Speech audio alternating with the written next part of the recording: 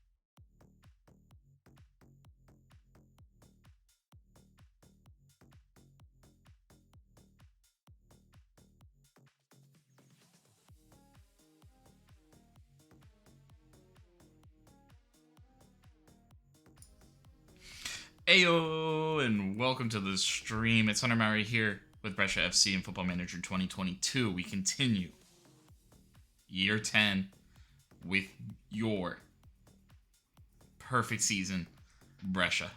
So, Lionesses, actually. I did learn that, but I'm kind of okay not knowing that. Probably won't use that too much. But we are... Did this reset again? It did reset again. I literally set that earlier. So hopefully it's a little less loud coming in. But we're doing okay. Sampdoria up next in the Cup. The third round of the Cup. And then we have Inter shortly after. We're pretty much jumping right in. One kind of key note is I forgot I was going to re-sign Carnesecchi until I ended the stream last time. So I did give him a contract offer. We'll see how it goes. So we've got contract offers out for Maximiliano Cabrera, Carnesecchi, Oscar Cueva, as well as a transfer in for Pedro Porro. So we've got a little, we're doing a little bit, working it out, and we're just could jump in. Otherwise, we're pretty much right here, as we didn't even have a pre-match press conference. Ready to just jump right into Sampdoria. One other big mistake I made at the end of last one is I did not rest people in between this game, so we may be a little fatigued, but hopefully we're okay. Also, learning now that Birkenbaum and Madu are suspended for this match, so that's a bit of a shame. I mean, a fresh Madu is great, though, so.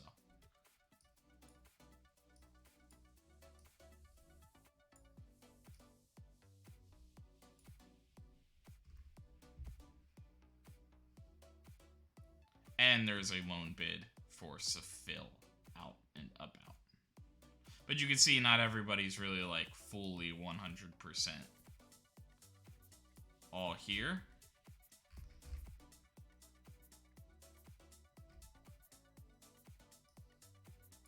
Oscar Cueva as we try to strengthen that midfield.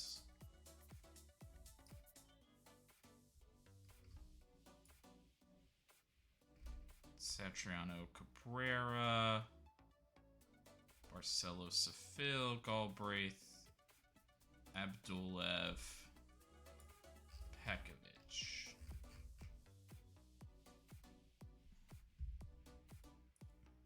One, two, three, four. Yeah.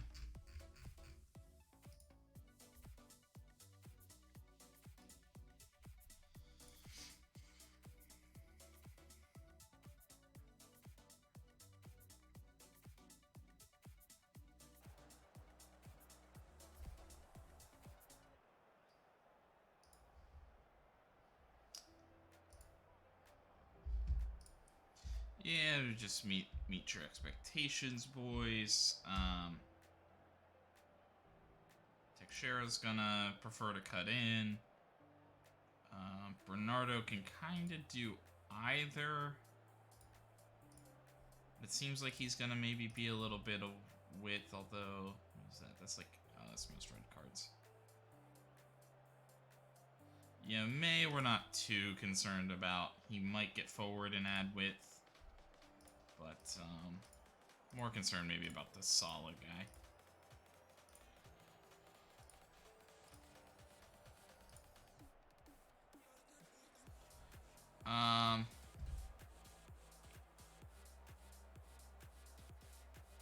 Yeah, we have to seize the initiative.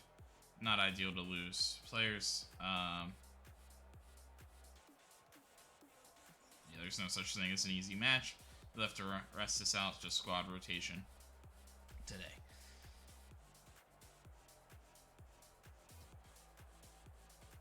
Hopefully we can kind of take control of this game early, pull back, particularly the tempo, like even further, or maybe more appropriately, never have to up the tempo.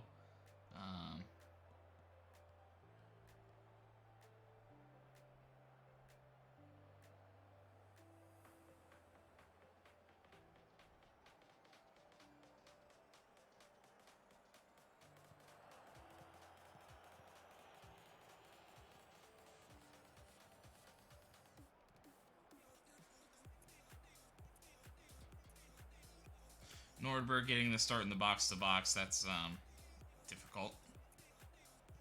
We just got we got the medical, the physio.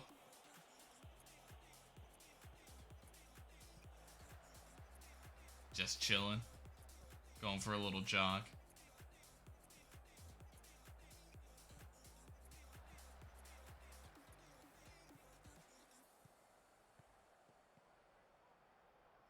Don't think that's legal, you know?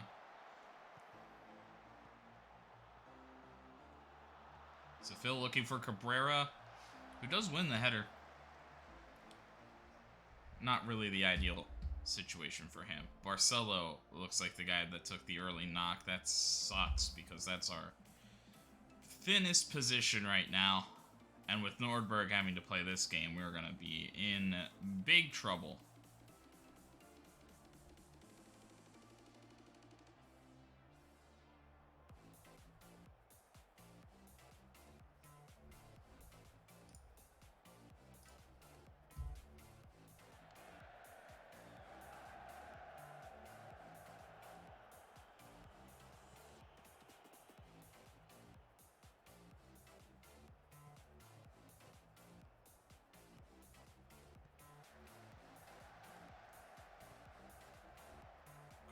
Satriano looking for Nordberg, who wasn't really rushing forward by any means.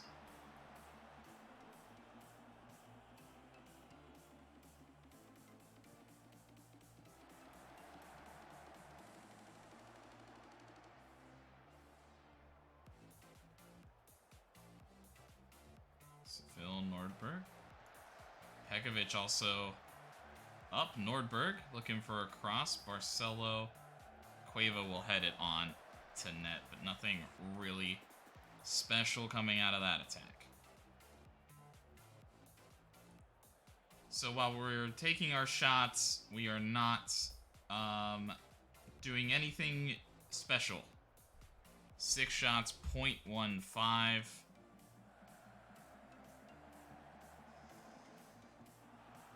So what is that? It's like 0.02 something per shot. Not good at all.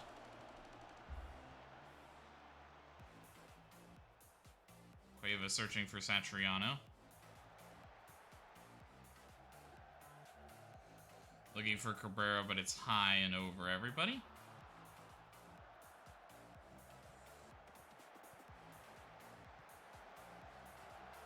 Seville, and he mostly just kind of passes that to Audero.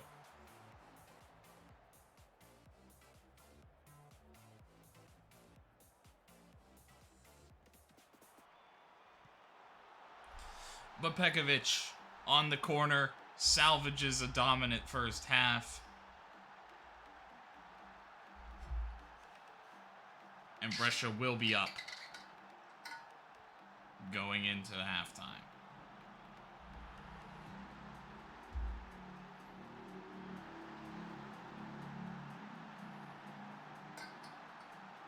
So, a chance for Seville there. Then we get another good one on that, but our best two chances coming very late in the first half.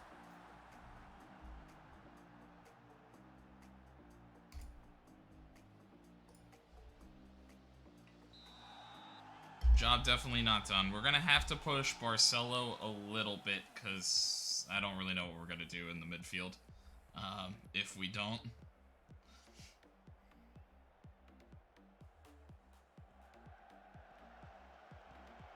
Seville cuts out a pass after a failed attempt. Satriano looking forward to Cabrera. A chance here for the young striker, and he shoots it wide.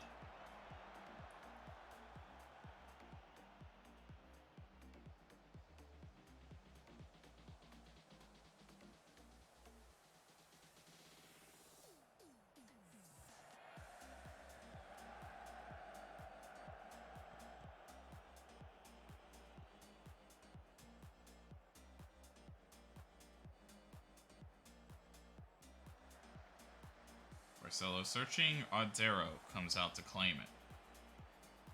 Yeah, and then, like, Raska's gassed.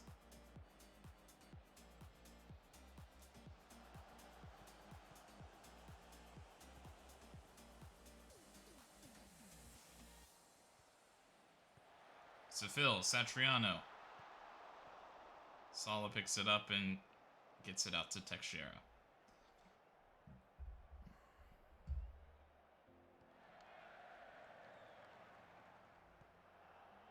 I don't know. Do I have to go back 4? I could. I haven't really played that. I feel like my extra guy would be in the midfield, though. Cueva. And then I'm also thin there. I guess Cueva could play wide. We could play like a 4-3-3. I wonder if I can make that work.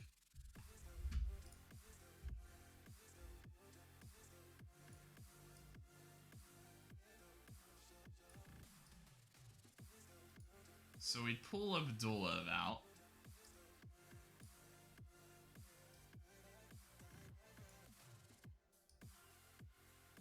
We pull Barcelo out for Orestes or Denis.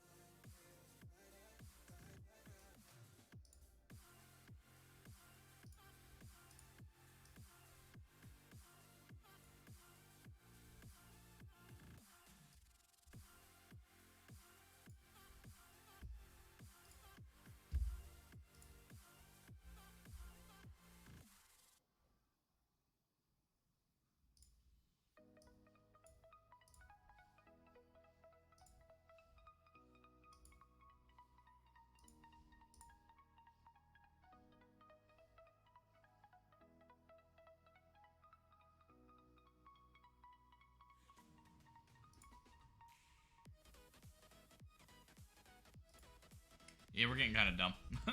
But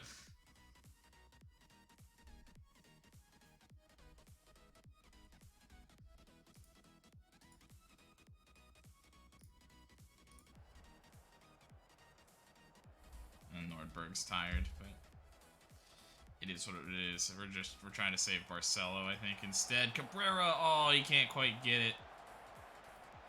It was just a little wide of the goal. Could have been a chance.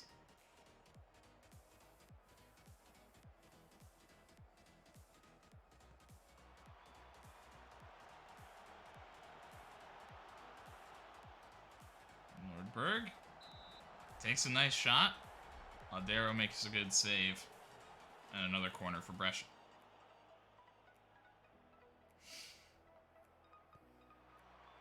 Pekovic again. But this one over. Cueva whipping them in.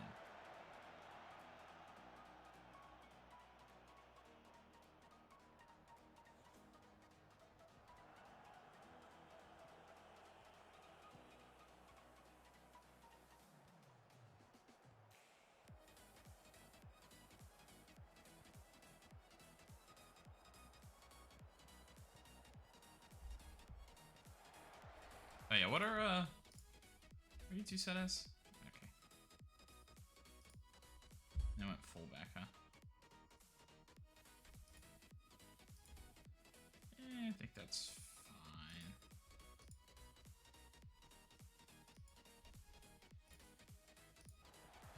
Slight change there.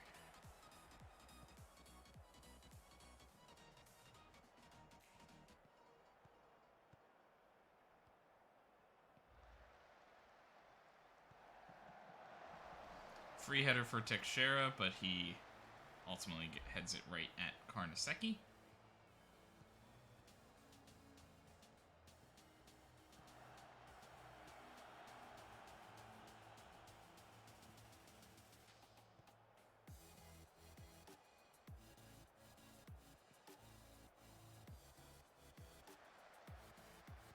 And Satriano with a strong header, but wide. Good run from Sefil.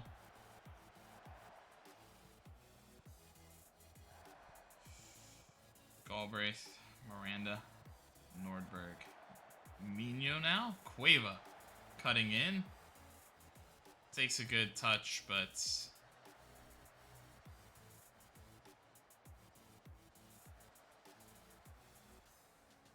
needed somebody to run with him there.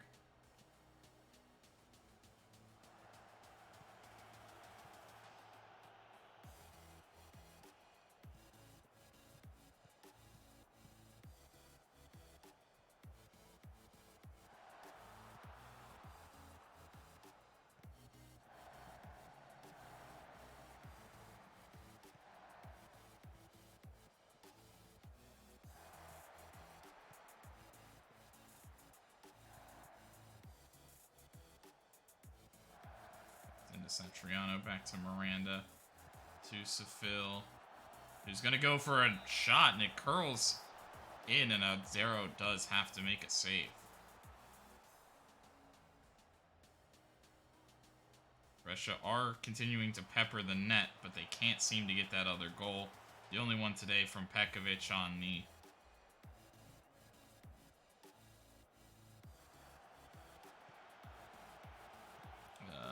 corner.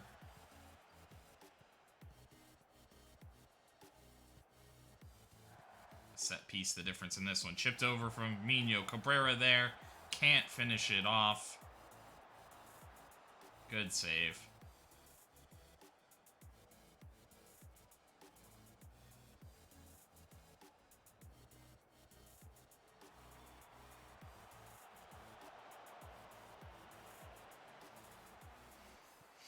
Capone, searching forward, striding. Denis cuts that off.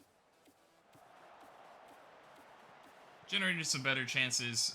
We are also getting a much higher volume, but we're also generating some better chances in general as well. But Sampdoria keeper definitely kept them in this game. A couple of good saves. I think Cabrera was kind of having a rough day. I think Satriano, too, just not a lot of decisiveness in our finishing in a few of our chances today.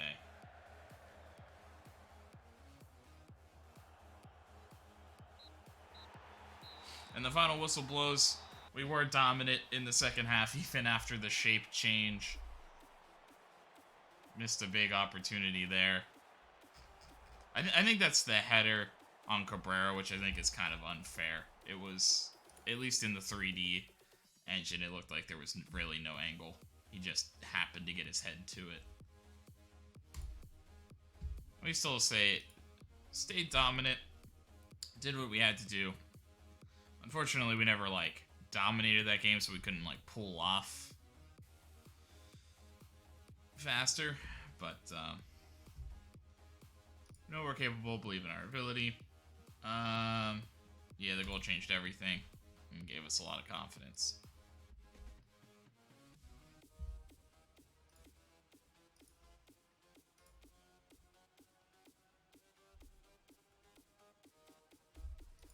Yeah, it's fine. Good one for Pekovic.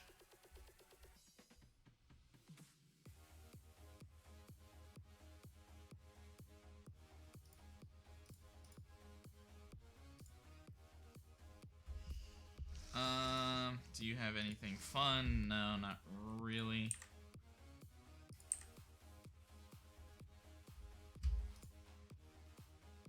"20 bravery."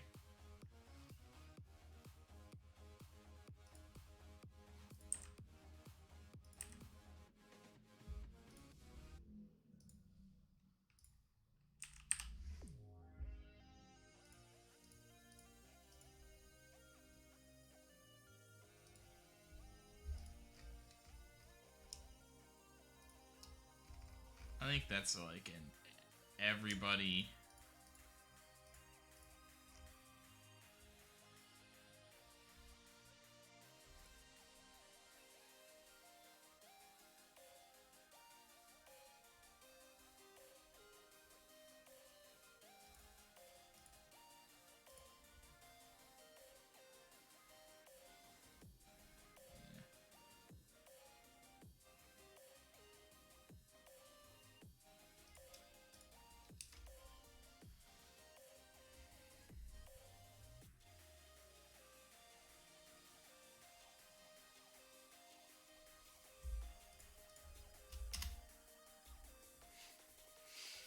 Atalanta dominate. Napoli beat Juventus in penalties, an early sending off costing Juventus a spot. As it continues, Inter with a win, Udinese win, Fiorentina win. Teams that should win seem to have. And we will have Napoli in the quarterfinal.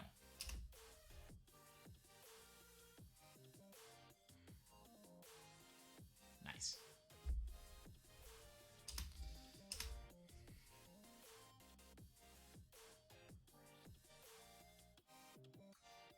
I hope that the 3 days rest doesn't cause any problems ahead of the Inter match. You rested all your players. They can't play. Or something. You told them all to just stay at home. That's what that really means, you know? I'd be upset. Andre Gomez getting an offer. It seems like he's going to be Real Madrid's target. They aren't really looking at Carnesecchi. Yeah, I mean, I'm not too interested, but just in case there's some interesting names. Nah, I'm good on that one. It's nothing. Fornals. I guess you can look at that. I mean, that's not like crazy value. Like if we had that money, I'd consider him. He's very solid for like this. His mental stats are already in a good place. He's not super physically gifted though. Lenoir, I wish he was just like a little bit better.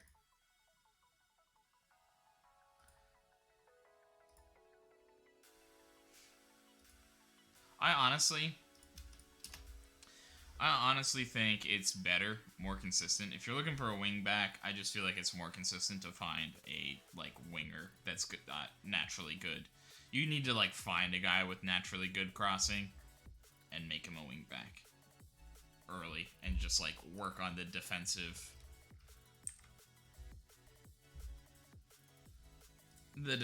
side of things.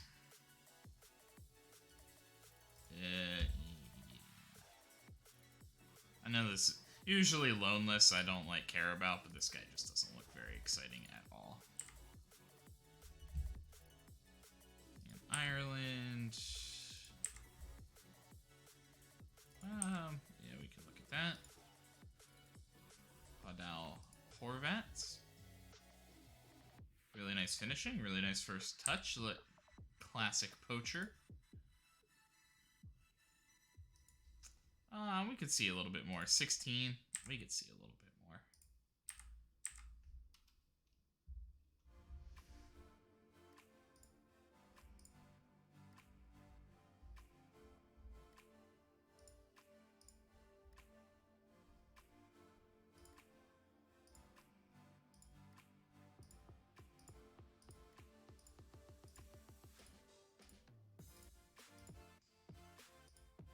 More terrible players.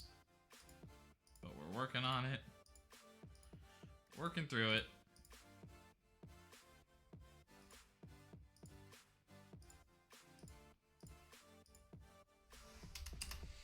Looking for those like 1 or 2 guys, diamonds in the rough, that we just find earlier than everybody else, that essentially we sign as like youth prospects. That's kind of the whole point. Etienne Green no longer wants to be at Fiorentina. I'm wondering, yeah. I remember somebody like made an offer for him.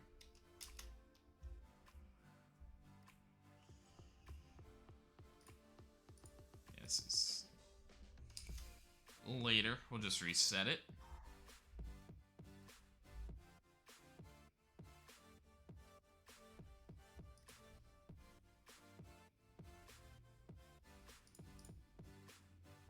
Oh. Yeah, I don't really care. Not that I could afford 33 million, but I was like, what?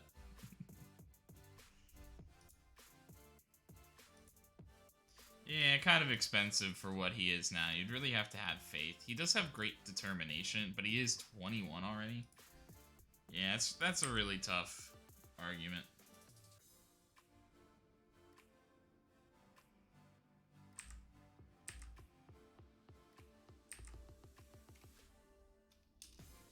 Yeah, we know Giuffrido's the threat. That makes me worried that they were like even recommending like basic keeper. Just in case, maybe I'll recall them to training like after this simulation.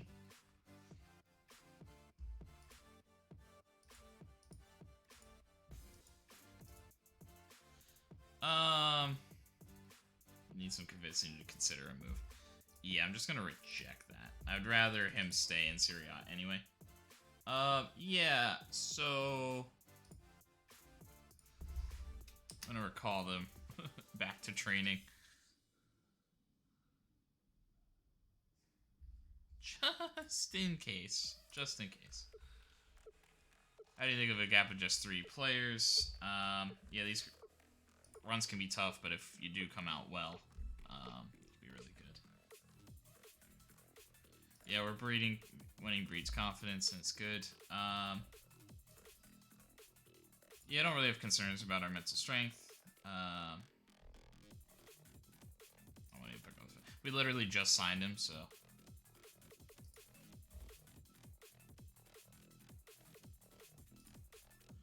The team is listed one of the most prolific tackling outfits in the league, something to take pride on. Yeah. Yeah, we just like to be a good team. Mentality and quality. Yeah, lucky to have Florentini here.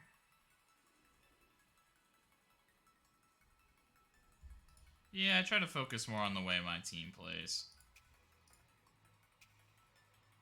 Nah, I just believe that over the course of time, we're going to force them to play to us.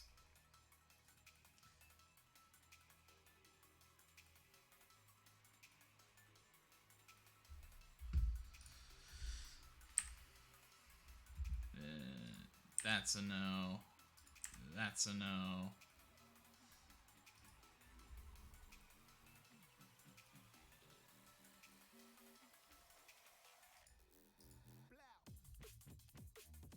But then, see, so, like, he's really good defensively. So you're like, oh, a winger that's good defensively. Ooh, wing back? Can't cross. Like, not worth talking about the crossing anyway. We'll check him out a little bit more, but I don't think so. The dual-footedness is kind of interesting, but I don't think so. And definitely not him.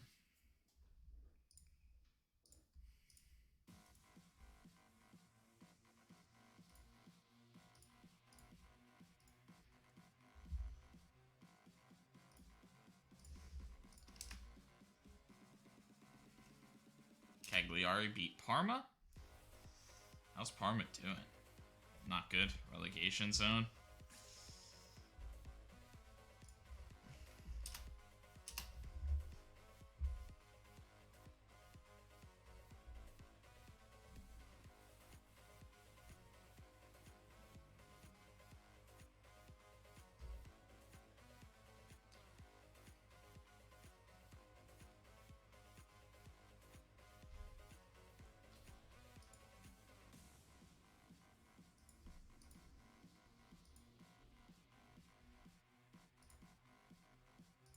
You guys can play in the under 18s, no problem. Not interested. Although they were offering what, like 21 million? Yeah, they were going a little nuts on that one. I do appreciate that.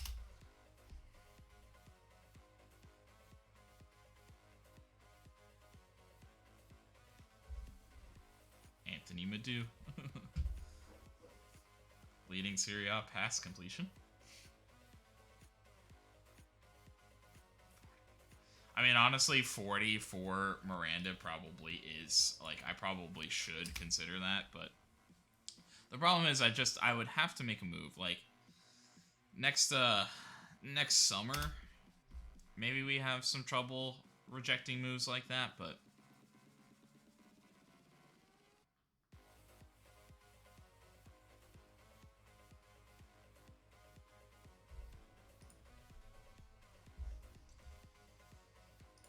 interested. Yeah, we can look at that. Not interested. Definitely look at that. Keep looking.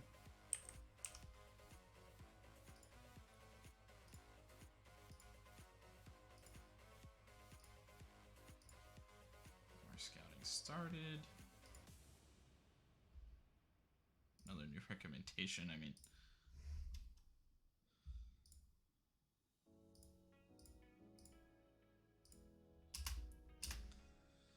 even more scouting started. They want us to go to defend, which I see. Raska's got to sit. It's unfortunate. But Anthony Madu will be back. Nordberg can be on the bench. Miranda.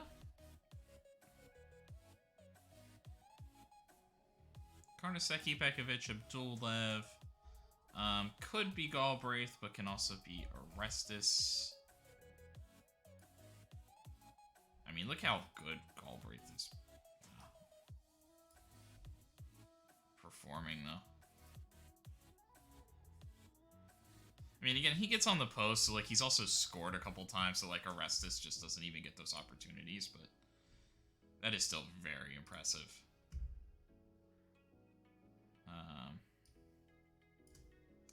Well, see, I was gonna do that, but actually Galbraith maybe does make sense. Just another big body. Well,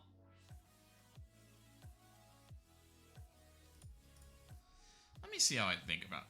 Let's see more of the general, because I don't necessarily like this. So, like, Orestes is the better defender. Better mentally.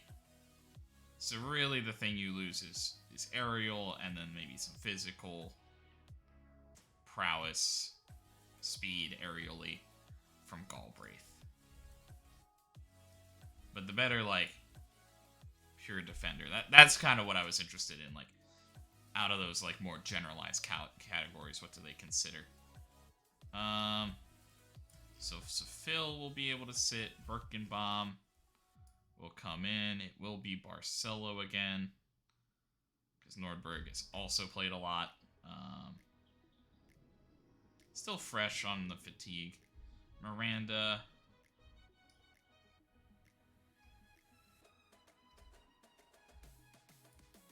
I'm going to go Mino. And I'm going to go Stromberg Cabrera. Satriano wasn't super good in last game, so let's sit him and then we can always pull him off. Although he is the ex-Inter player, so you do like to see that.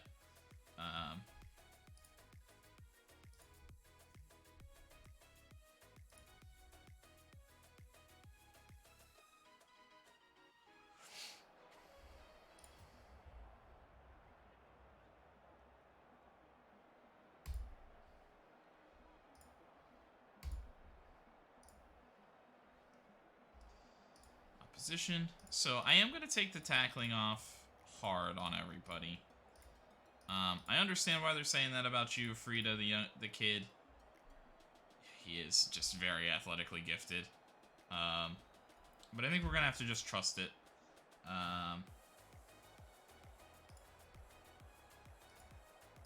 Then I think this is kind of how we tend to have to do this. We have to just like press all of their width, including Pedro Porro, who could be ours soon. Pedro Porro in this one. Would have been nice for him to join right before this game. Rick Van Droglen. He's not super scary, but he will definitely get up and add with. And Jorge Henrique, also not super scary. I'm almost wondering, like, do we just show him onto his stronger foot? Like, go ahead, cross it. Like, good luck. But we'll do that. Do you think the first goal here will be crucial? Yeah, I think scoring first matters. Hope your team can produce today. If we play the levels I know we're capable of, we'll be fine. It's hard. We just have to...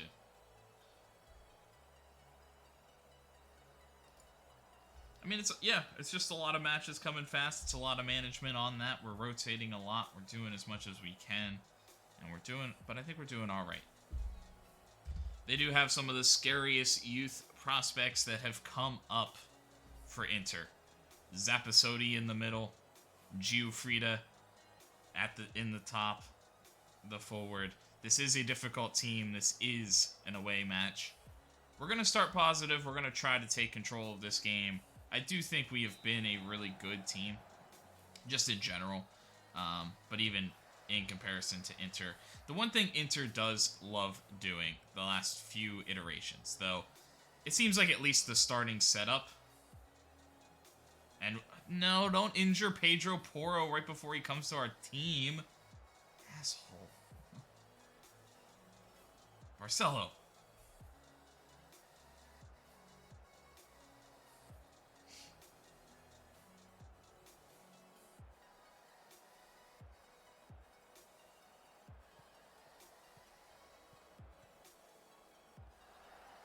Nicely read by Zappasotti.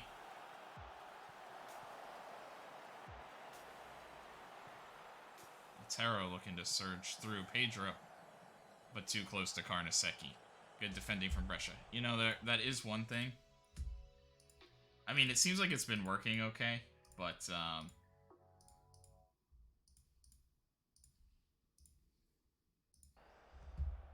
think we are going to drop to a standard line. As much as I think, like... I think the thing is... I know... Oh, what a ball. Cabrera! Cabrera.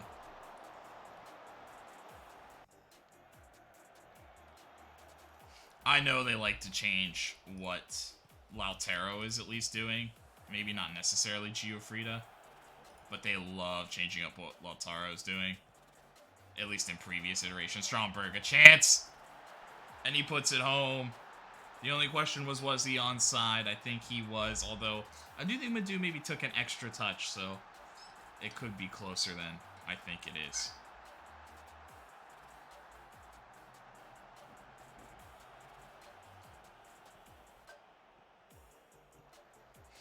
Onside. He held himself up. You see that like little burst of acceleration? Held himself up to stay onside, and Madu just puts a perfectly weighted pass out there. Perfectly timed run from Stromberg. And the early goal is Brescia's. Pedro Porro is injured.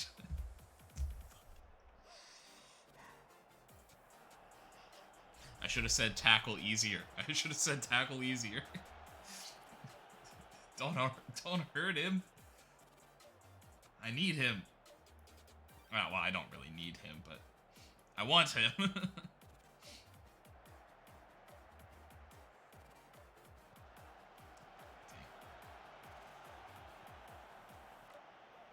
Stromberg and Cabrera not quite on the same page. Mino looks to play Cabrera through. Good touch from Cabrera. Fernandez with a big save. Cabrera didn't set himself up the best there, but a good chance still. Pekovic. And he heads it over, and I think the keeper kind of got himself... Fernandez doesn't often make mistakes, but he kind of got himself stuck out there a little bit.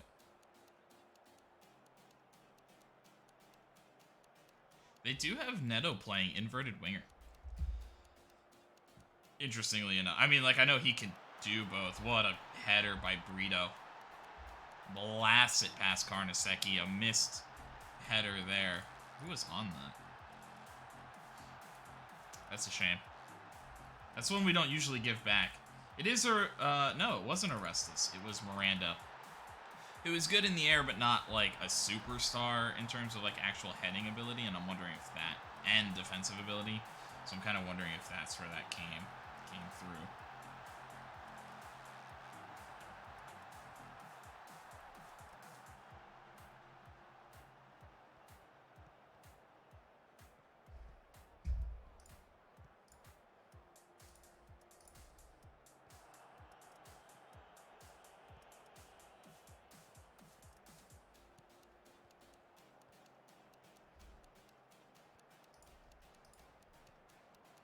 Altero drops back. Orestes will head it forward. Cabrera looks for it but can't get there. Giuffrida now on it, searching. Jorge Henrique looking to push forward. Won't get it through this defensive line. Orestes scoops it up.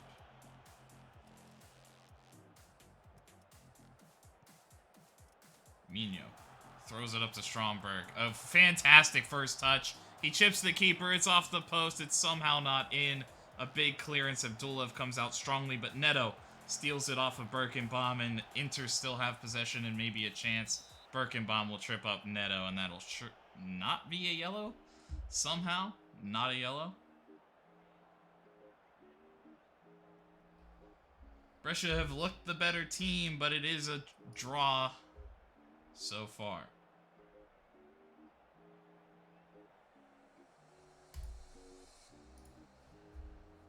And I think we are. I think we are doing well. Just keep working at it.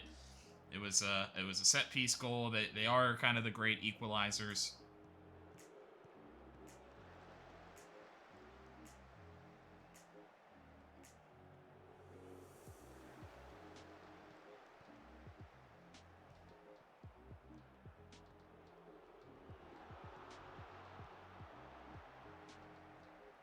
Barcelo surges forward.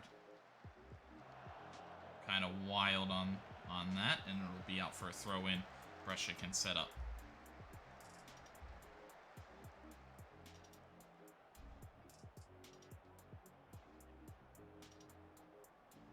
Madu from just inside the corner flag looks to get it. Pekovic, Cabrera.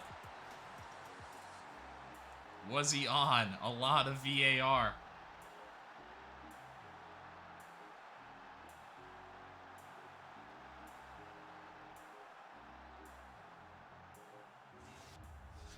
And the goal is awarded. Cabrera gets it home. Madu flips it up. Pekovic heads it across. Off the post. Cabrera was really close last game, scoring something similar from a tight angle. He does it this time. Clearance, but only as far as Abdullaev, who strides forward. Nobody really running for the center back. And now Giuffrida able to run out into space. He's in all kinds of space. as he looks to chip the keeper, and Andrea Giuffrida puts it home. It's kind of terrible offense there. I love seeing Abdulev surge forward there. I honestly really like that. But then, I don't know, nobody like rotated back to like try to stop the very obvious thing. And I mean, he almost held it up long enough to make it difficult, but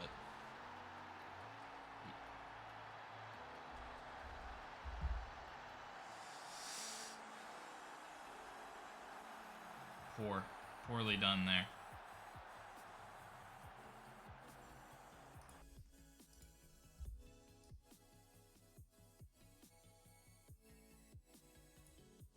So it goes to Phil. Go Nordberg. And I'm going to go Oscar Cueva.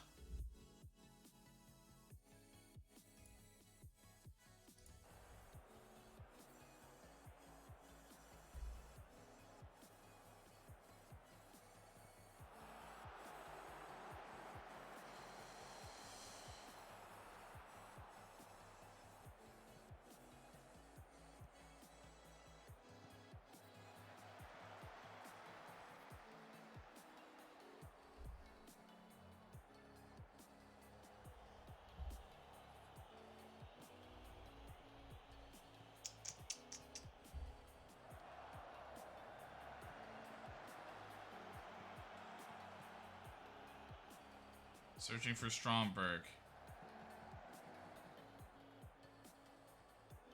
Birkenbaum. Cuts it back. Mino. Oh, and how wasn't that a goal? Big changes for the Brescia squad.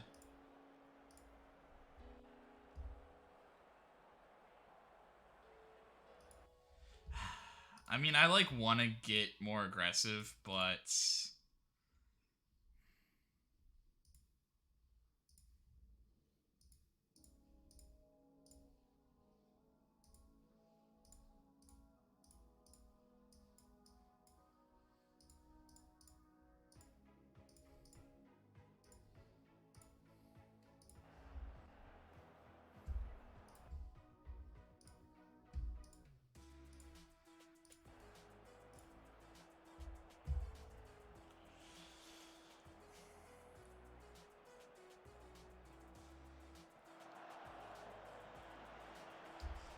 honestly probably should have just played for the draw. But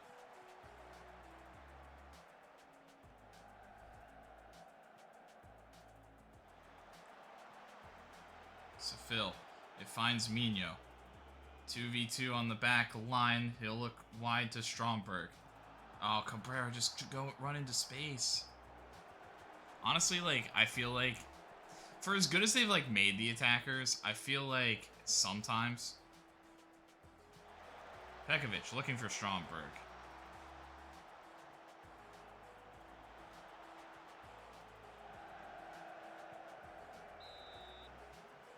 Free kick. No, Stromberg was offside. I was gonna say if that was like for Cabrera being offside, it was like bullshit.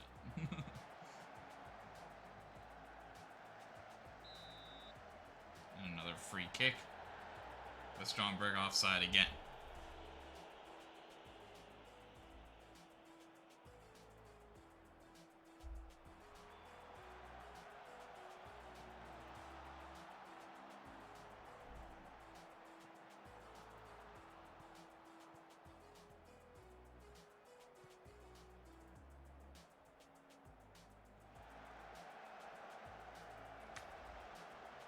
It's not really how I wanted that to work.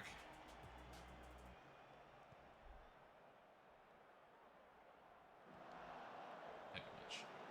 Madu. Searching for Cabrera, can't find him. Henrik Nordberg will slide, not much time left. Maybe one final chance for Inter to steal something here. Martinetto gets it in, Giuffrida. Henrik looks to press it forward to Giuffrida, but it'll be out for a goal kick. And that should probably do it. A draw here, excitement, a couple of mistakes from Brescia on a corner and just in open play. That one really hurts. I mean, it's got to be a better pass from Abdullah, but nobody was, like, really trying to get open.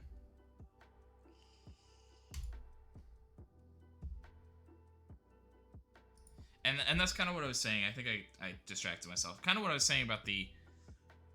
There were a couple of times there for Cabrera where it was just, like, run into space. So, like, as good as I feel like they've made the attackers, it's like sometimes you, like, there's a spatial awareness. Just, like, run into the space. Like, you're an advanced forward on attack. Like, if we're surging it wide to Stromberg, why wouldn't you also be aggressive?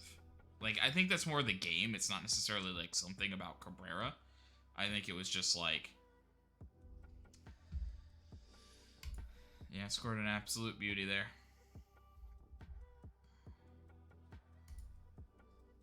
But, like, you know, it's like we purposely go wide there. It's like, okay, you should be... Like, I get maybe kind of holding it up, maybe, like, getting a guy on you, like, how tight is he? But then I think you should, like, try to burst inside and set yourself up for something, but... It's okay. You can't win them all. We've been good. Pulled groin, physio for Nordberg.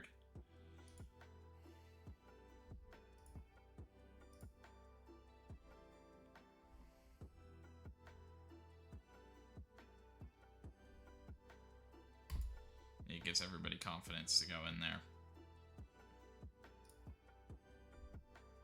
Yeah, he was really impressive today. How important has Madu been this season? He's been magnificent. Fiorentina struggles, given their... Yeah, I think they'll bounce back. I mean, they, you know, a fringe European team that, like, finishes in the mid-table, like, isn't that disappointing? I don't, like, kind of want to be, like, overly dismissive, but...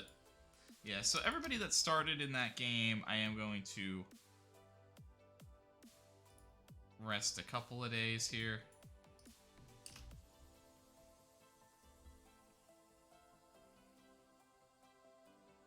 Ahead of Hellas Verona. Just maybe ensuring that they're not going to, like, do this more intense day.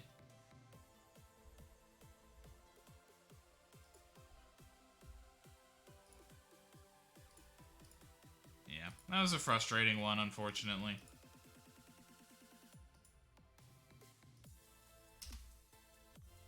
Should have won. One we should have won. That's 2 points at the end of the season you can definitely look at, and gifted them 2 goals. Missed header on a corner, and then just poor. Just people standing around, not trying to get open.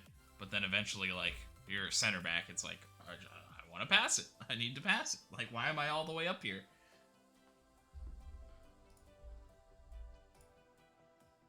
So, is what it is.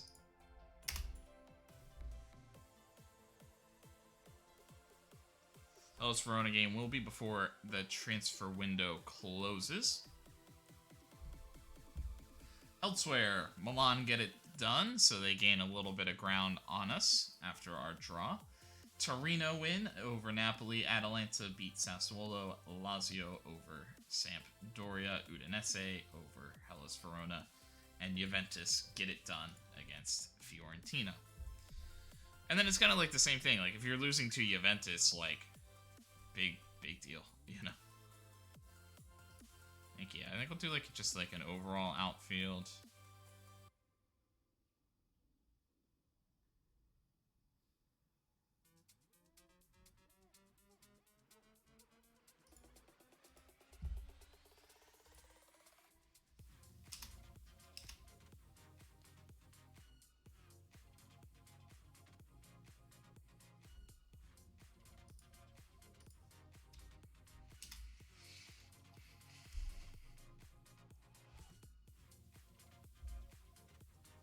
Yeah, and unfortunately just kind of some tired legs. Like, maybe it would have been nice to get Satriano out there. Because we did generate a couple of chances, we just didn't quite finish them off. Though those strikers finish something, so it's not like it's their fault by any means. And we will get Maximiliano Cabrera. We are paying him pretty highly, but he is a top-of-the-line wonder kid.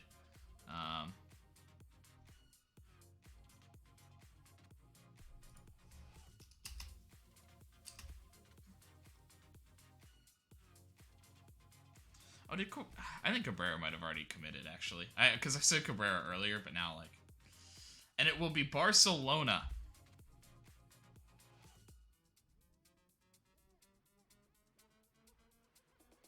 That will get Pedro Porro. Alright. So, we're not getting somebody super exciting. Yeah, it's pretty early. Let's scout him. Keep scouting him. You a fullback? You are a fullback. That's...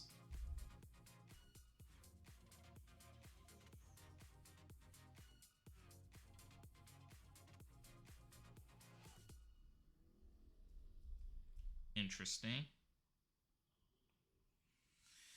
He's still not...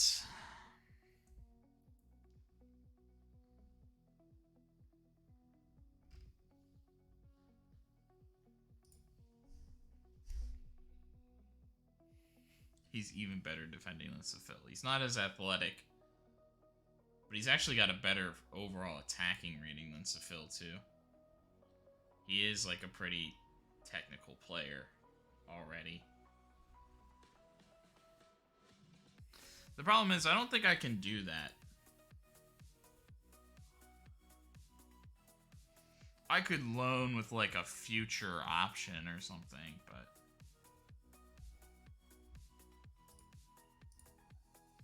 yeah, I can't do that. I mean, I could probably sell some of these clauses.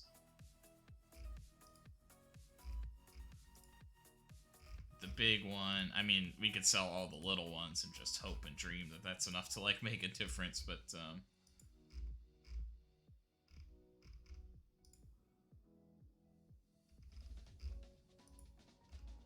the big one would be...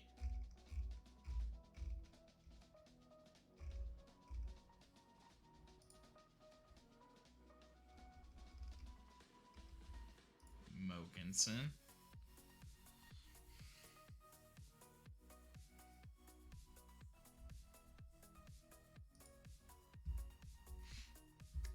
He's kind of interesting, though.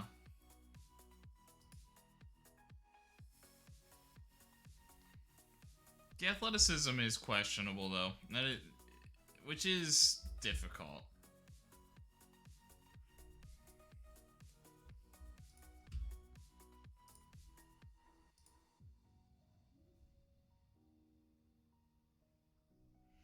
It would be our non-EU. Yeah, and it's more about transfer, and it's a minimum release clause. Which I just don't think we quite have enough to get it done.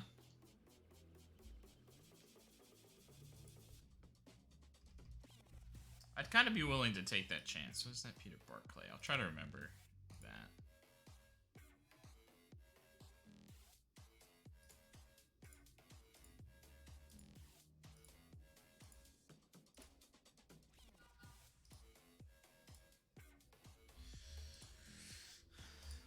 Well, because we do need something.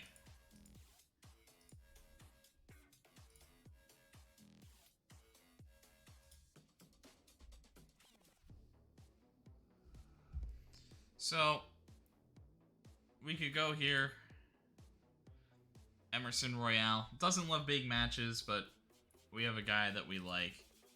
He's transfer listed for like 5 mil.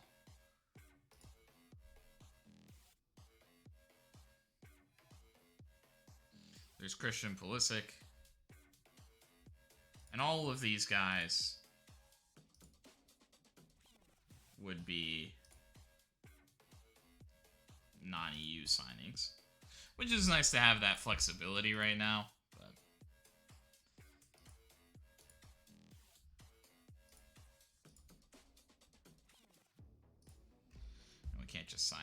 anybody and everybody.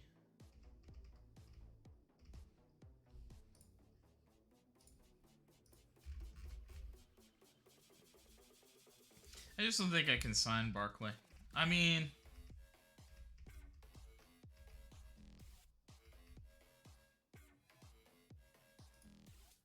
because he seems like he's good enough to play right now. You know, you could almost just take over for Birkenbaum.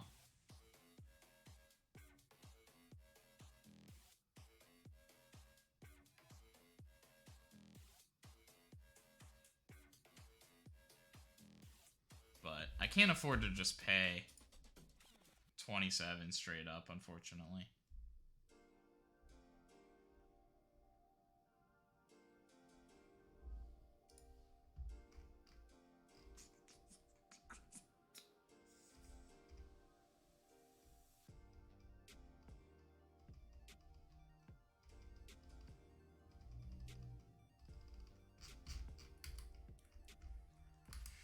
I mean, if I sell my clauses, particularly the Mogensen clause,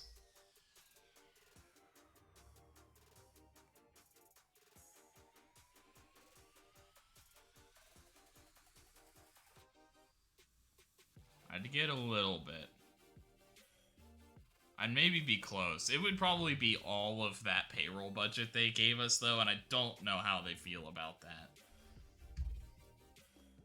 We're not exactly sitting in, like, club finances of brilliance here. It feels kind of so bad to, like, with a pretty good prospect out there, we're probably gonna go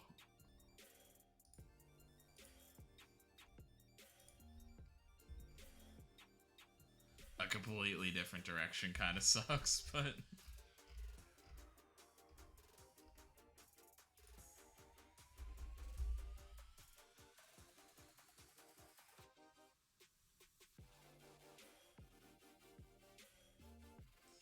I mean, just offensively, he's not very good, though. Not trying to, like, I guess it's getting the copium in a little bit, but to be honest, offensively, like, he's fine, don't get me wrong. I'm not trying to, like, be overly critical, but it's not like Pedro Porro. It would be the same thing. We would, like, sure, we could then maybe open up offers for Birkenbaum, and we just have the younger Birkenbaum with maybe a little bit more potential.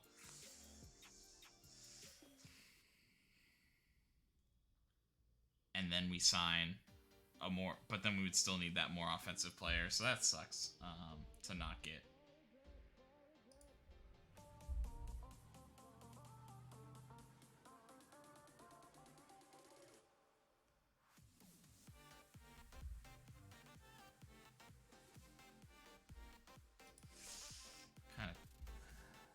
Kind of tempted for Emerson still, though.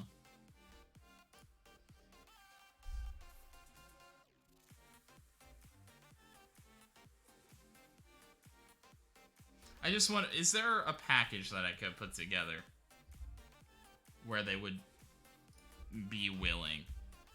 Because I'm sure they're kind of looking for this 27 straight up, so.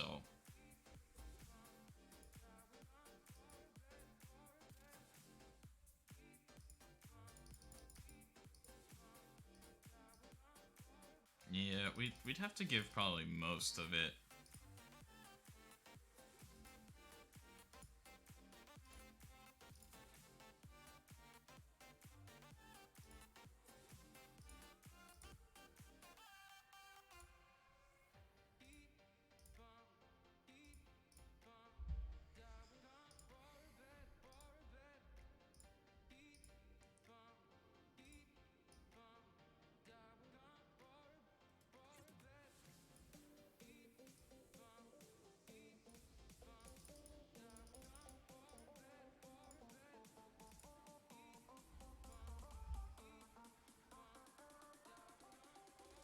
I mean, I would love to just kind of pay the 27 straight up, but then I wouldn't have enough money to give him a salary and everything, even if they would let me do that as the club. I think we can get the, like, Emerson Royale thing done. in like a day.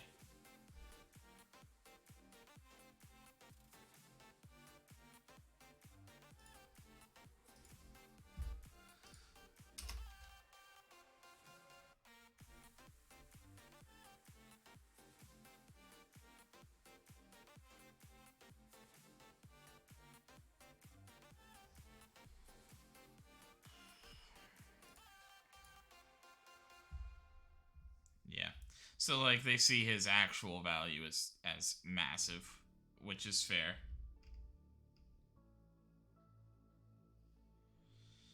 Yeah, and I just can't do it. Yeah, like even if we sell,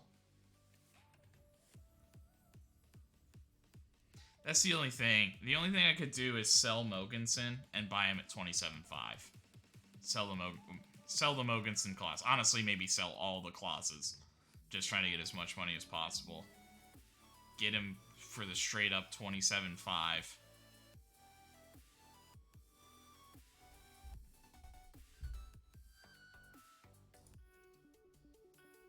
And make the board pissed. Although they also may not even let me adjust the budget to do that.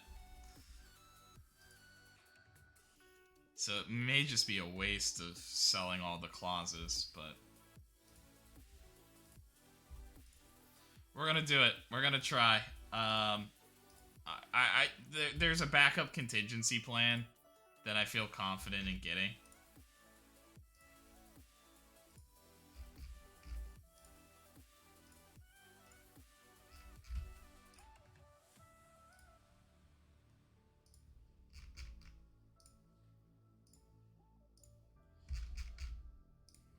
Yeah, we're just gonna sell them all. Ooh, maybe not the Petras one. I'm gonna hold on to Petras. It does suck because that's kind of how we were gonna make money off the young kids. But maybe Petras, if we can get a big sale from him, will do enough.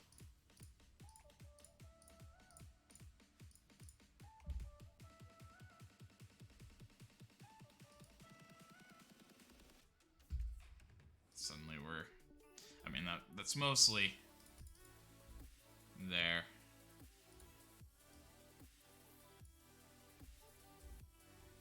Just making sure.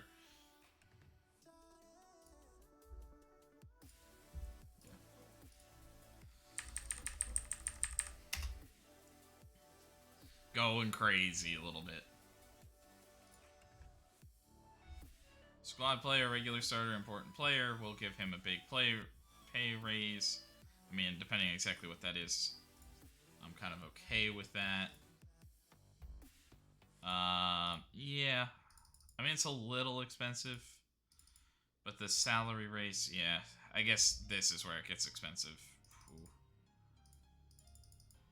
But we definitely can't have that salary raise.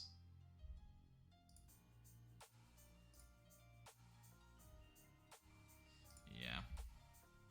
So I'm gonna keep this, gonna keep the signing on fee, and what I'm gonna really hammer home is this 25 game.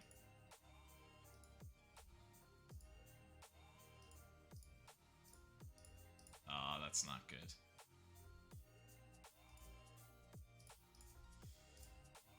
Fuck. We got it down a little bit, but stuff. I mean, if the thing is, he's gonna play in 25 games probably before the end of next year, you know. So we'll see. We have contingency to that, and honestly, with selling those, then we're kind of like just straight up buying like an Emerson Royale. So it's maybe not horrible.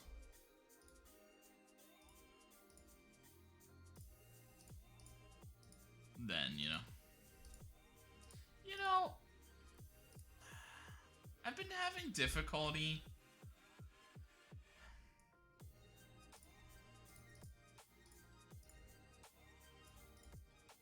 I guess that's self-explanatory.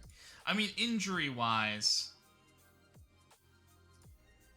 I'm just wondering about Mohamed Yenner, getting him like a loan or something. But do I even have a player that's like remotely ready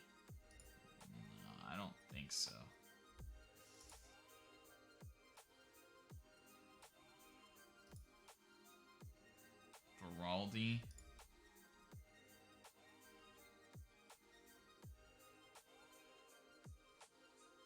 Scazabrosi. Beraldi's probably the closest. He's definitely not a finisher, but he can run, I guess.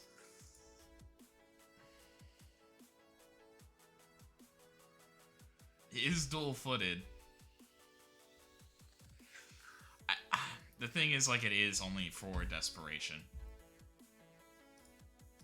I'm just like, because I know Yenner has not played enough, and with me resting all these guys, he is not gonna get time. Like, honestly, he might be a sale next year, so I'd kind of maybe like him to retain his value and, like, improve and stuff. As much as, like, he was good for us, I just think it's...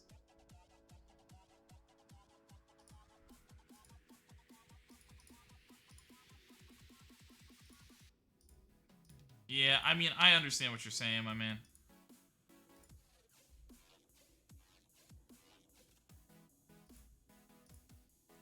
I just think it's good for your development.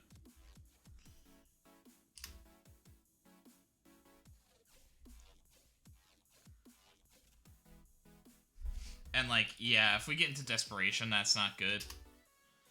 But...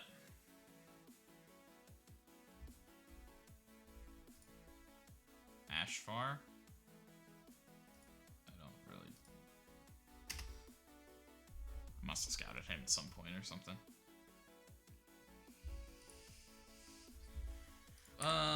Keep scouting that.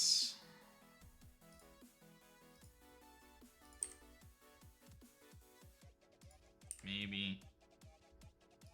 No.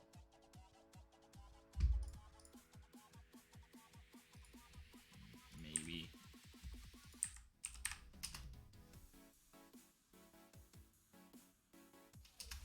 Or even in desperation, we loan him out and we loan somebody else in. Just a minor something. Prospect.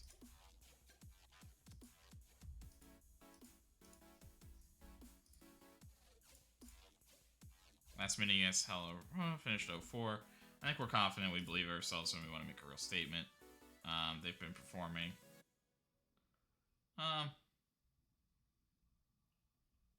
Yeah.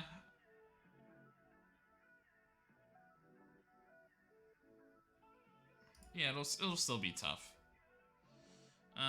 Yeah, I don't really want to talk tactical details. Yeah, it's vital. Playing at home comes with an advantage. You could absolutely make the difference in what I think to be a match of fine margins.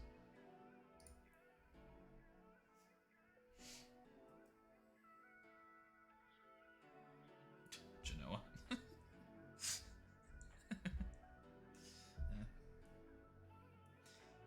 It's not funny. It's kind of funny. Holdberg? Miranda. I mean, he's not even interested. Oh my god, dude. I mean, he's not interested, but freaking 60? I mean, that's the best deal we would ever get for Giovanni Miranda. I have no doubts in my mind that's the best deal we would ever get for him. I mean, we would pay so much money to... Nah. But he doesn't want to join. And I would rather keep the depth. But that's crazy. I did think of accepting it, though. It's 59 mil? 59 mil? So great. What? What? These guys signed for like 2. What do you mean?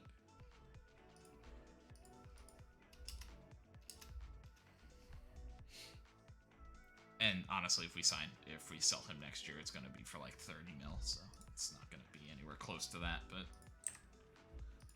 yeah, we'll keep our eye on those guys. So this guy is kind of what he is. Dual-footed. I mean, he's kind of close. He's not really exciting. He does have he has a few great strengths. So if he does have some potential, maybe. verify it.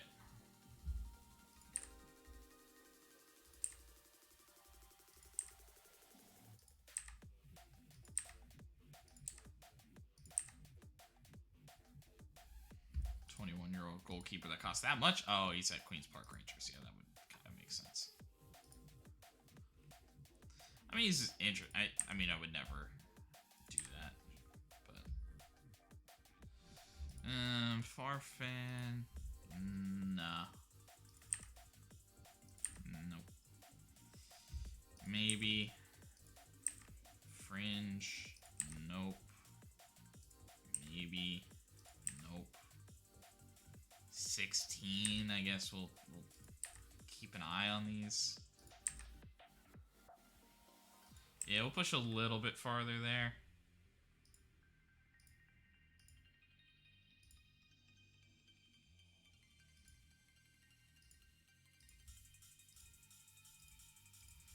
A few in the newest batch that look maybe potentially promising. And we go into Hellas Verona.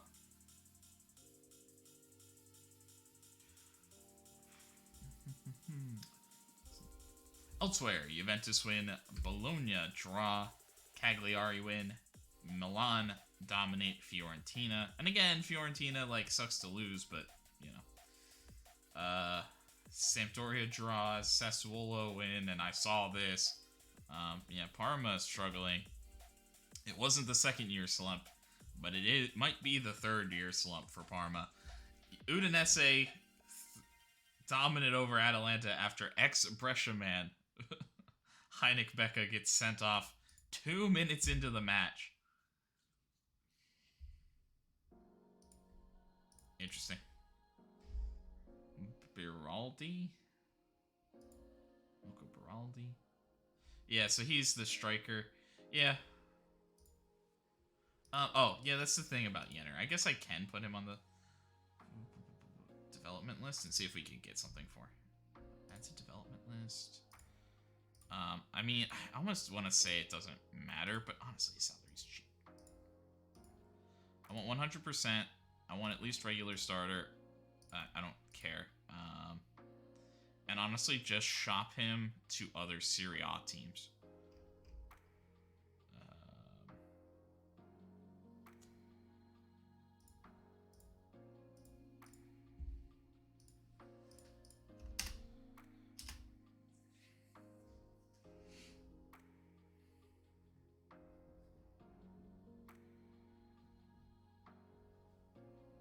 I don't know if we'll get anything done, but I think if we do, we can maybe also look at loaning somebody else in. We have options.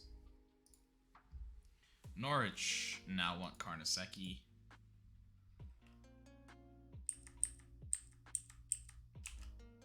I mean, like, I don't want to be that guy, but like, I would have probably considered like a Carnesecchi sale if like people came for him, but like, you can't just try to like unsettle him and then not do anything.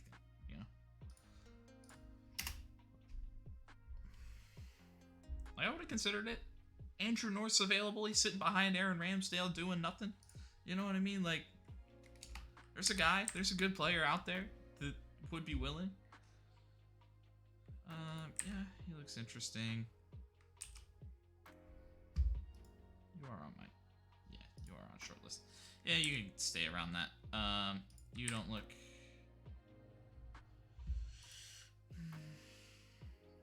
Nothing... Teamwork, work rate.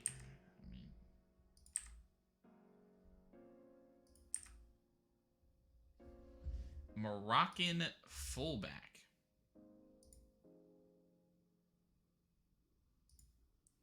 17-year-old. No desire to come. He's definitely a ways away, but he's really interesting. Me and my, like, trying to find a fullback that can actually cross. Like, he's good. I mean, we're about to make a big investment into a guy, but...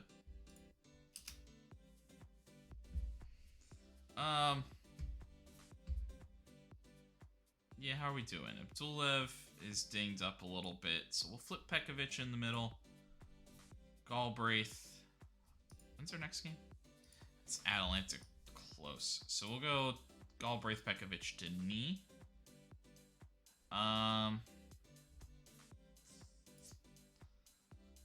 We'll try to get one more game out of Seville just to maybe take some pressure off Birkenbaum, just in case something weird does happen. Nordberg's injured, so Barcelo kind of has to go.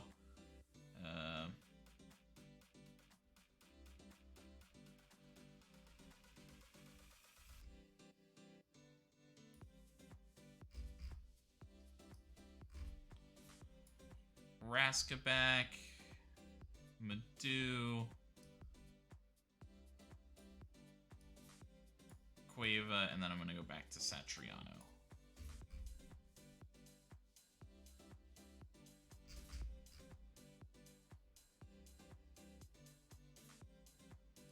Beraldi isn't much, but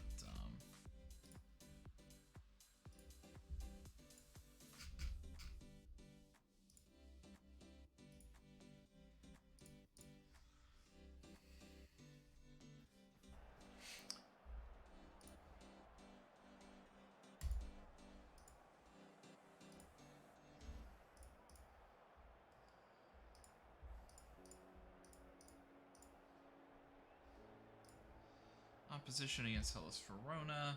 I don't really care about that.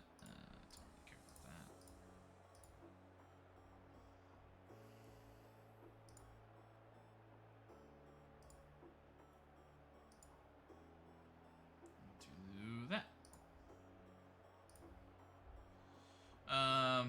Yeah, the fans just give us such an advantage. Derby Day, tremendous occasion. We love derbies. Speak of your team selection.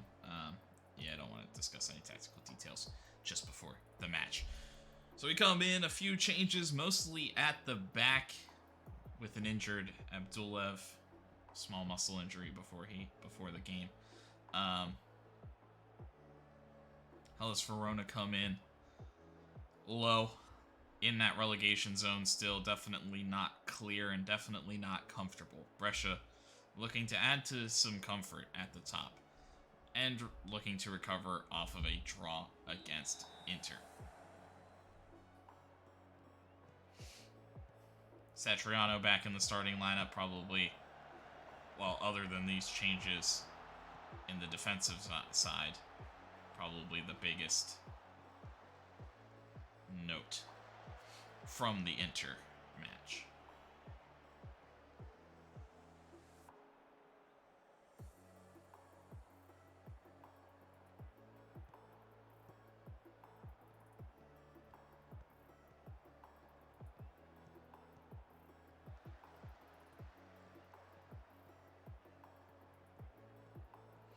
Brescia set up on the right.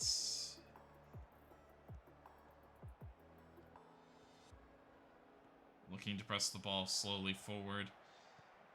Hellas Verona seem to be sitting back. A lot of guys behind the ball.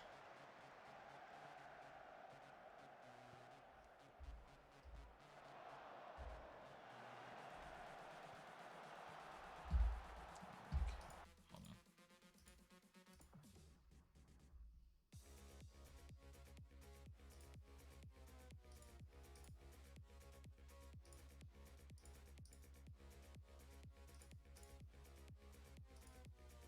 I must have accidentally zoomed in a lot at some point. I'd like to be able to see the bottom touch line.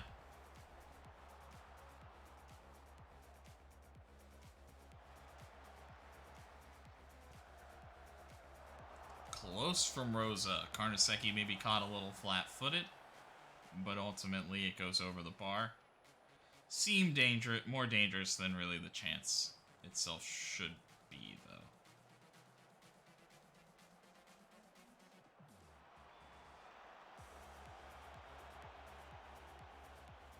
Satriano saying he was pushed, and the man loves a penalty kick.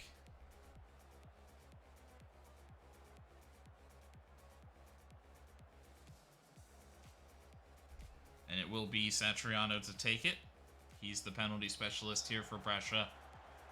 Can he put them up early? He does. The keeper goes the right way, but it's just a perfect kick into the side netting. Oh, maybe I shouldn't say it like that, but into the side of the net. Maybe not quite, but a good penalty.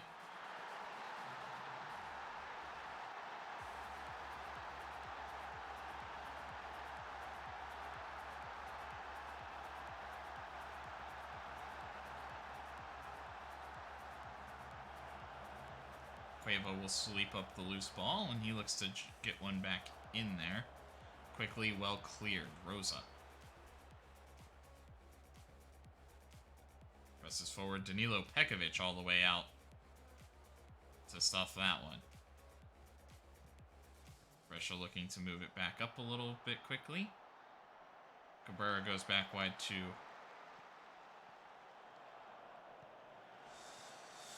Barcelo. Ultimately, it comes back, but Sefil prevents the clearance. Oscar Cueva somehow jumps up, getting a foot on it and getting it past the keeper. A good chance there. And it is taken well.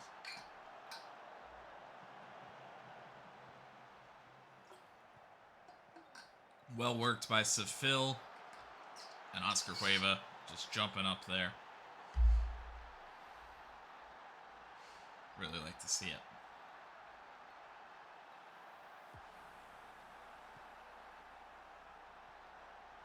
Sefil, Satriano.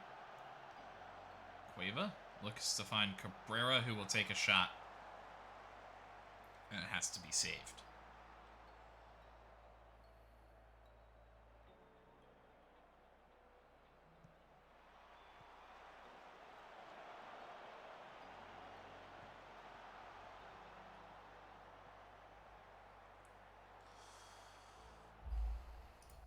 Yeah, some early... I mean, I don't really need it to be, like, super successful, but, I'm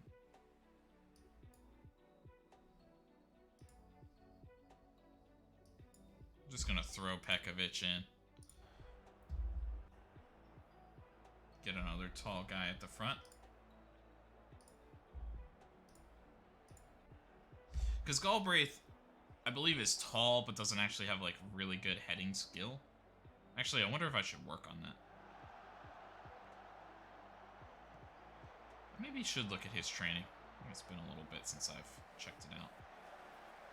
Raska. Galbraith steps up. Satriano. There. Galbraith continues his press. The Madu looking for Denis. Candela clears. Barcelo to keep the pressure on for Brescia.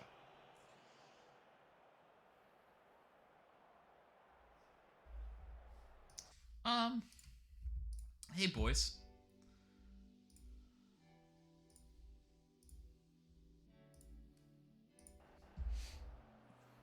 I'm gonna have us stay on feet. I didn't really see that foul number creep up, but it is creeping up.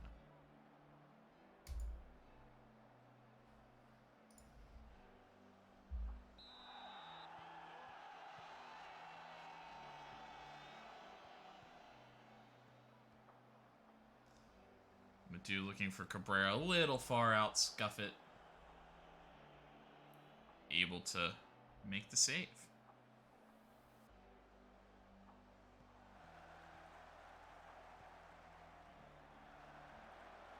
Satriano searching.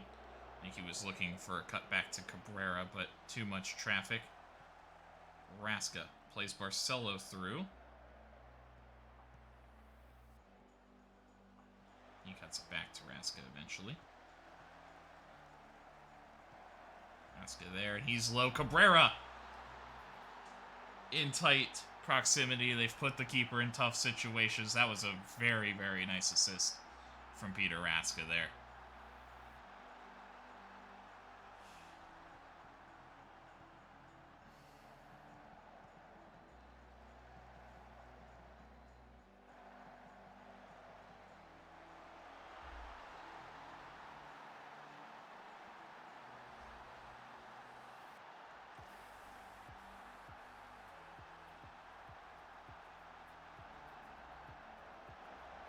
Pekovic. Oh, and it's off the side netting. Wide of the goal.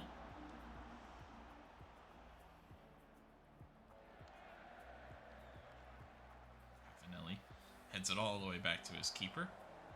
He will now clear it a little bit further. Galbraith heads it forward.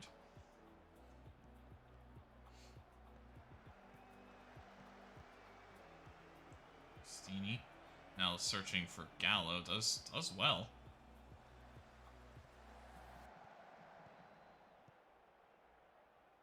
Cut out there by Galbraith.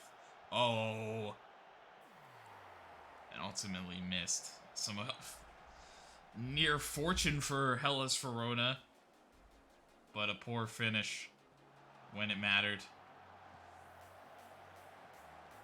Let's get Cueva down at the line, but he's got really nowhere to go. I think that's outside the box. Cueva was close. He's kind of saying, oh, I was kind of like backing into it. But, yeah, no penalty. Not another opportunity for Satriano, but it will be. Spot for Madu as he looks to pick somebody out. He can't do it, though. Cardinale pressing forward. Barcelo does well to kind of hold him in front, though. Raska getting back. As Brescia continue to play tough. Barcelo also picking up a yellow card. That will mean he will miss the next match.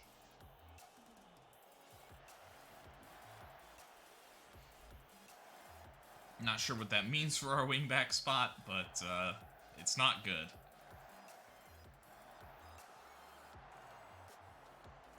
It might be, it honestly might be Denis or Orestes getting a start out there. In all honesty. It's not good. How are we doing? So, not too much going. Anybody I'm really missing? Nordberg, no. Abdulev was injured, so no, not worried about that. Mino, I guess we could go. Mohamed Yenner played yesterday. Yeah, there's nothing I necessarily, like, need to get out there. I guess Pekovic out. Just preserve him a little bit would be okay.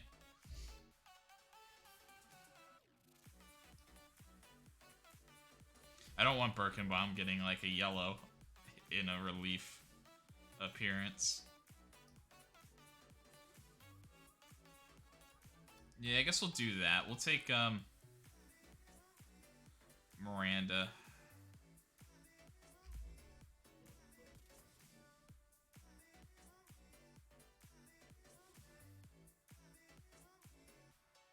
And yeah, I think we'll just take Cabrera off for Stromberg. Just something. Give Stromberg another game.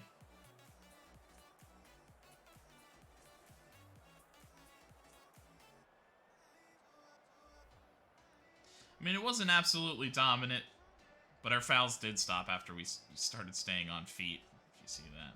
And overall, we had ourselves a pretty nice day. Orestes just over the bar.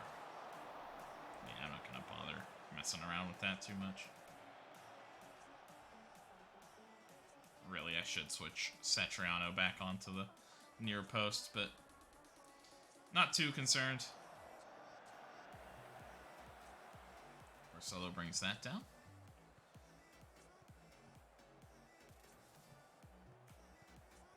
Satriano. Stromberg. Look wide to Seville, and then he looks to make a run. Couldn't quite all come together.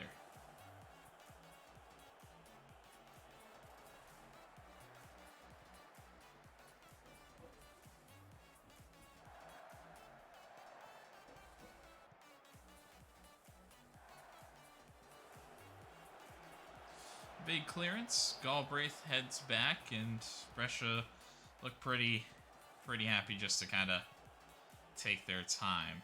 Galbraith out to Denis.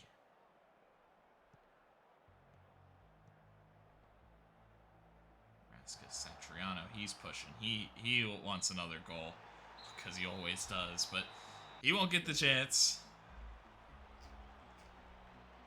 A nice game, pretty well dominated there.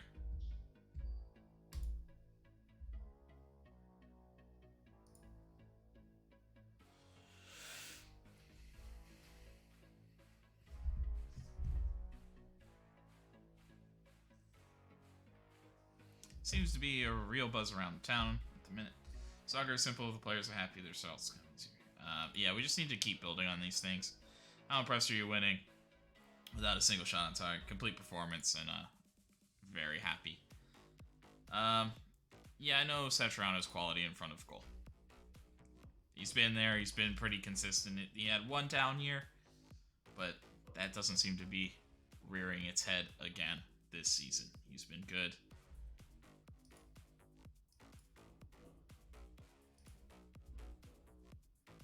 So Satriano is near a goal bonus. Maximiliano Cabrera is a goal away from a goal bonus, an assist, and some key passes from Seville.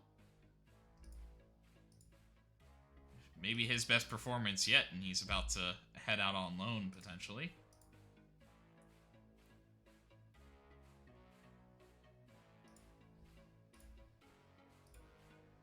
Managed to extend Brescia's impressive record over there. I'm pleased with the result, and it's always nice to keep those things going. Seville had a nice... Yeah, he's got that in his locker, and I like to see it.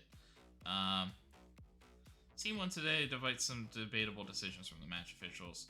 Yeah. After refereeing performance, yeah, I want to back the officials. I mean, they were fouling all game, you know? What do you mean? It was a lot of fouls, I guess, is probably what they're coming to. No comment. I like the squad. I'm maybe looking to get another right wing back, I guess, technically, but I'm not interested. Despite having one of the lowest average net transfer spends, performing remarkably well this season, do you think spending's overrated? Yeah. Honestly, we just thinned the squad. It's kind of what we did.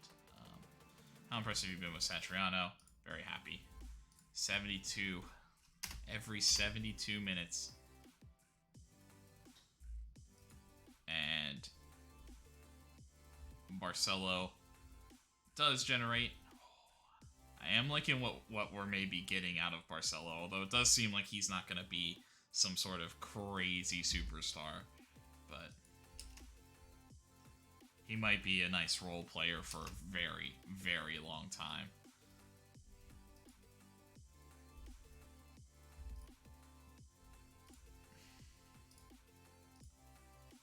Facundo Martinez looks... The attacking midfielder looks to transfer.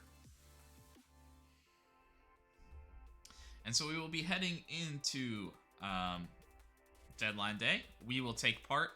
I won't expect too much. I mean, kind of the hope is if we get that right wing back, if Seville moves out, which we need kind of both of those things to happen, you know, together.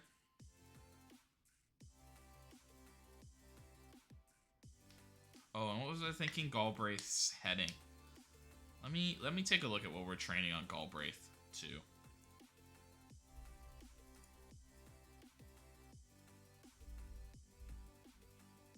Galbraith. What am I doing? Galbraith training. Yeah, I'm not working on anything. His heading isn't crazy, but honestly, he's got such a strength in jumping reach that... I mean, he's also got good vision, so like we could train passing, but I think over that, I'm gonna go with some additional heading training for him. Yeah, we're working on Peter Barkley.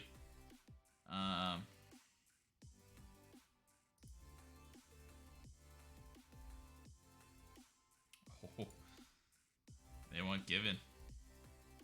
Kutamala. I can't believe there were two like superstar South African players that came up at like the same time. West Ham? I mean, he literally just signed a contract. Like, why would... Whatever. Hopefully we're going to cruise through this a little bit. How close were you to signing Pedro Porro? I think we were very close. Fairly close. Just wasn't meant to be. Yeah, I mean, his contract was really basic. Like, I could have added stuff, I guess. Like, I kind of wish he would have, like, come... I mean, I don't know if they have that in the game, but I kind of wish they would have, like, come to me and been like, so, hey, Barcelona's, like, doing all these clauses. Like, they're giving me an assist clause. They're giving me whatever. They're giving me bonuses if I'm in the team of the year or whatever. Like, would you be willing to match that? And at least, like, have the yes or no. You know what I mean?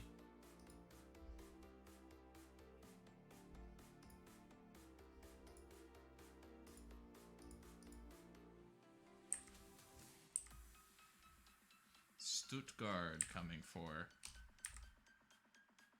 Ashton Villa, going after Emerson Royale. Chelsea and Bayern Munich going after Edison Jose. I mean, he deserves something.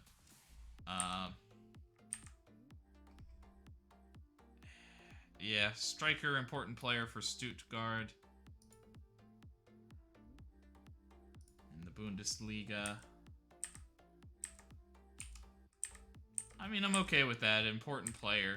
He's going to play a lot. How about you, fullback? I mean, maybe you actually have like some baseline. You're a no. You're a no.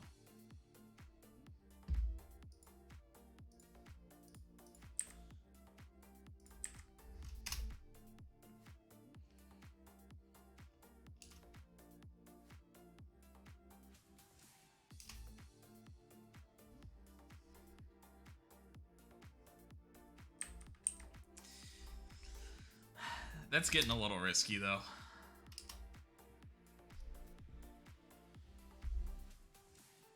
We need Barkley to decide. Because if he's going to say no...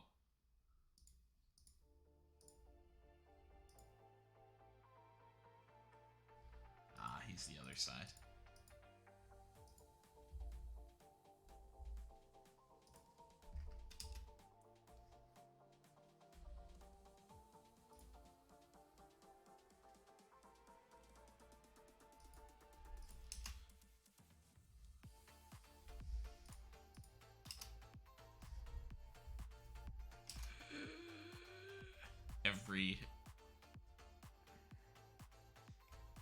Because, like, Emerson... I mean, the thing is, we could maybe look to do a loan with, like, a for sure buy clause or something. Yeah, you can fully scout that guy. All these other guys are, like, big name guys.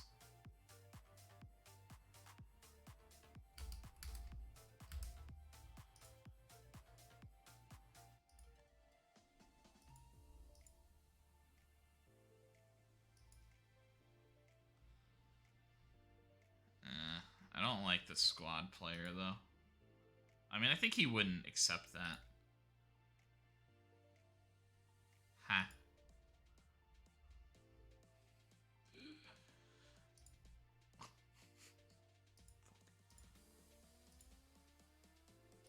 Yeah, just but like a regular starter, something more that I can offer him.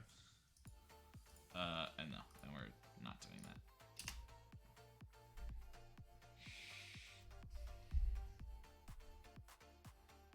I like the Barkley kid better, I think. So Aston Villa do get Emerson Royale. I mean, it does seem like we're maybe not doomed, though.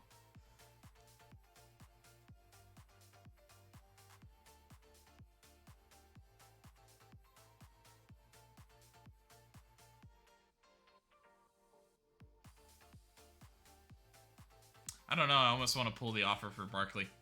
Or Barclay.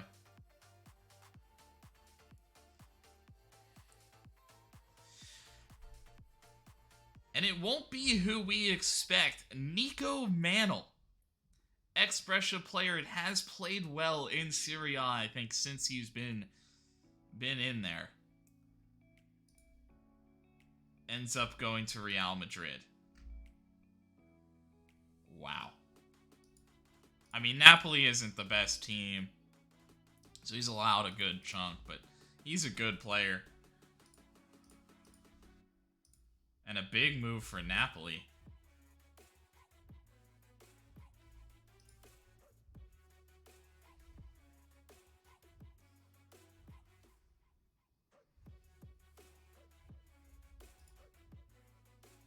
Welcome, Peter Barclay. Jenner will move, and oh yeah, Stuttgart. So he will be an important player, so he should be getting plenty of playing time.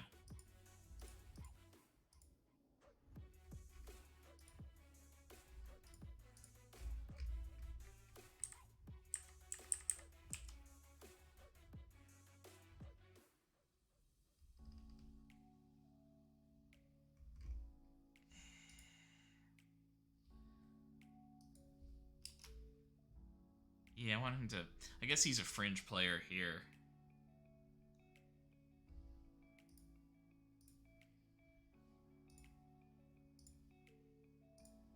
So we will sign Peter Barclay. He and Seville have very similar things, but just at the moment. Much better defender, much better mentally. And then even just overall, whatever they're considering attacking wise, he's a much better player. Vision is there. A little less in the physicals, a little less in the pure technical, I guess. But again, I mean, it's maybe in the right spots for Barclay. So, Seville maybe becomes expendable. And we look at Peter Barclay.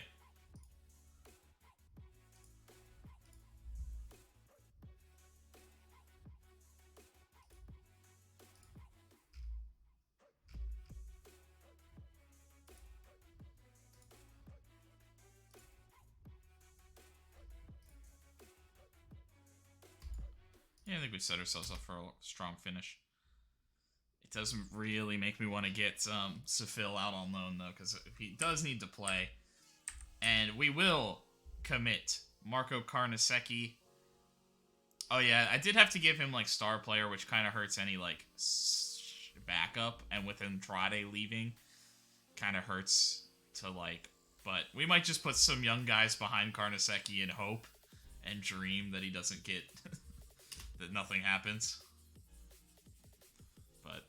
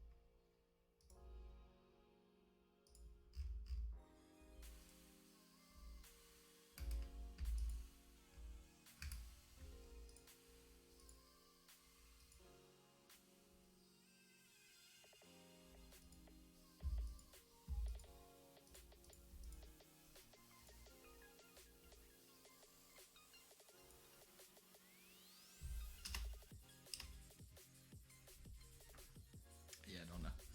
And Etienne Green will then end up going to Brentford. So a few pretty nice keepers that have been mainstays here in Serie A for a little bit, anyway. On the move out. So we'll take that.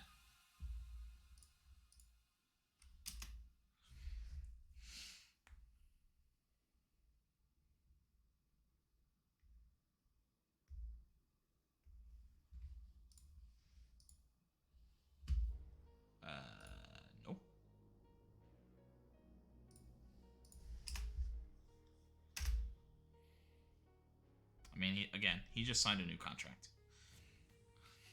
Like half our team signed a new contract, so not to be too mean about it, but like,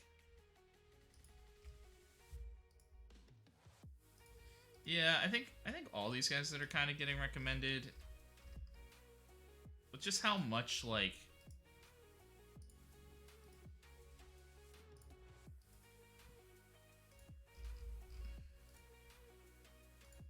And like, the other thing is they might be a D because they're so expensive, but it might be they're so expensive just because of they're at Man United or something, right? So I don't think it hurts to necessarily, for us and where we're at, doesn't necessarily hurt us to do.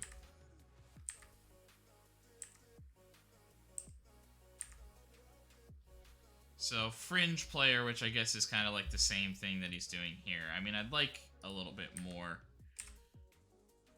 And they're not paying for anything.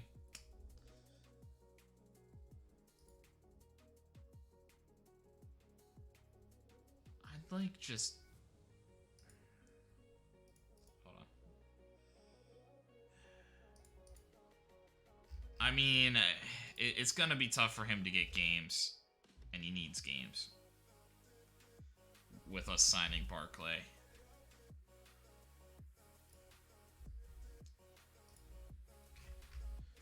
So Phil...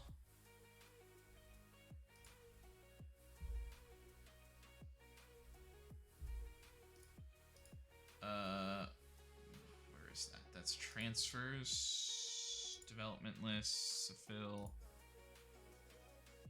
Like, yeah, just anything better. At least better than fringe player is kind of what I'm hoping for.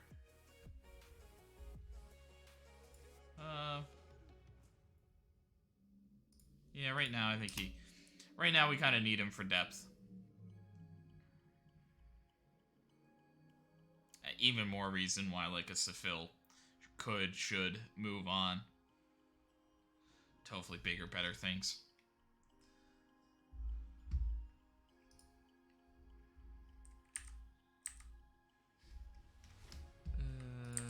That's just a loan list thing. Just a loan list thing.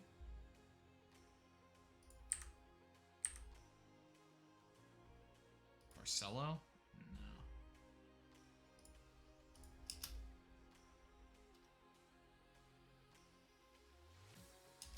Honestly, I think Barcelo has played himself into... I don't know if Malacia is going to be the guy coming back.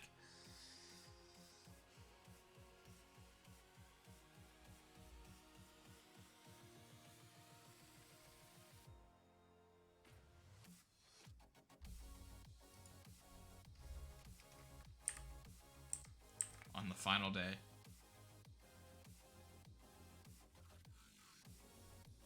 So they come in the final moments for Peter. Oh, did Raskin not sign a contract?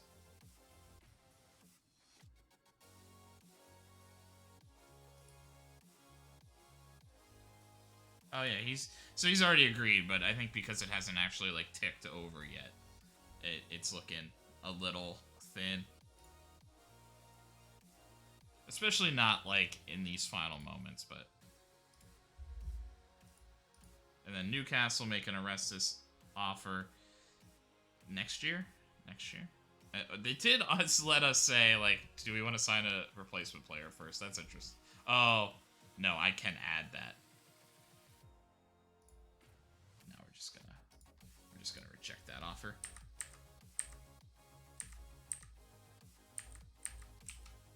And Andre Gomez, Juventus going in for him. That's...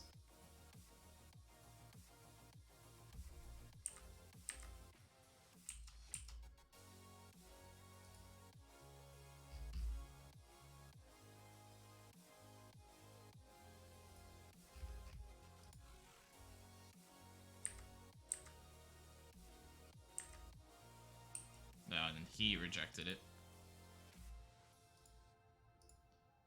Quickly. Oh, yeah, this is just my big scouting started list, so I probably shouldn't have hit that, it gets confusing.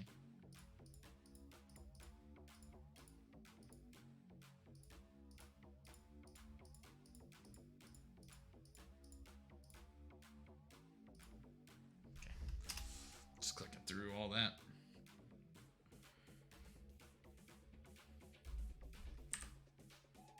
An elite striker. Rezo.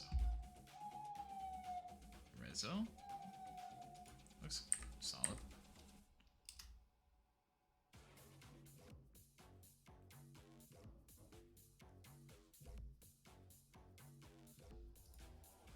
Neil Buchel on loan to Fiorentina.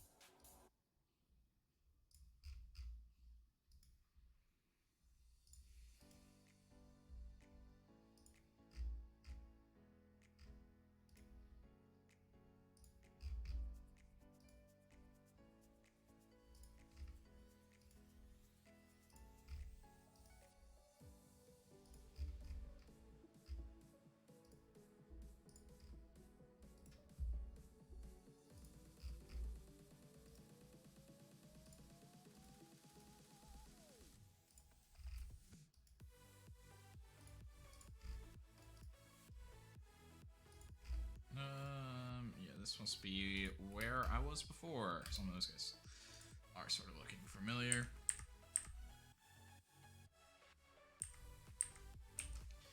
And Liverpool end up not going for Carnesecchi, but they go in the last minute for Danny Martin.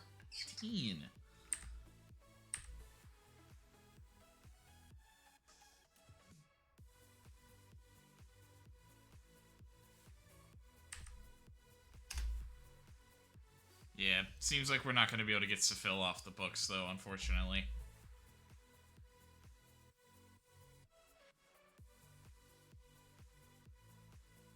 It'll bring up a big question next year, I think. With Seville maybe not developing too much this year. Although, it might also be nice to have Seville, somebody who is comfortable. While Barclay's not maybe expecting too much.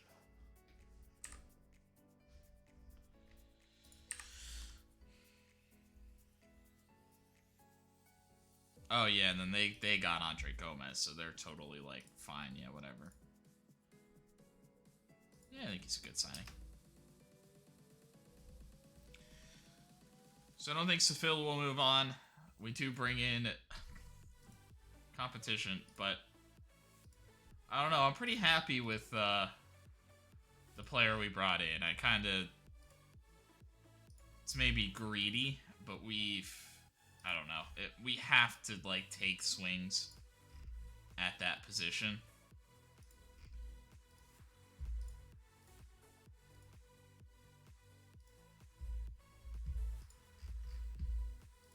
And we have to find the stars, and it was a good opportunity at a good price, and we'll have to see what we do.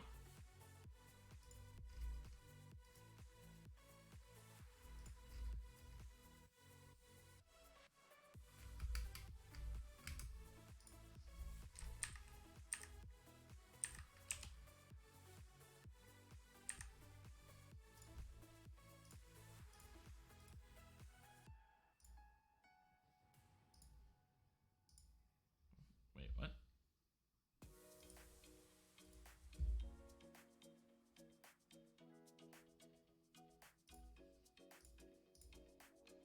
Did I tell him to go on like a...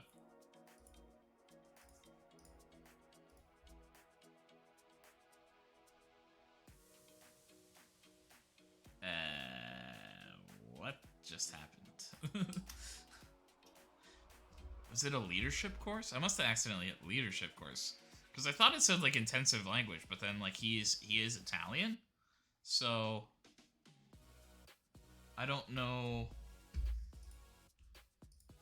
So that can't be right.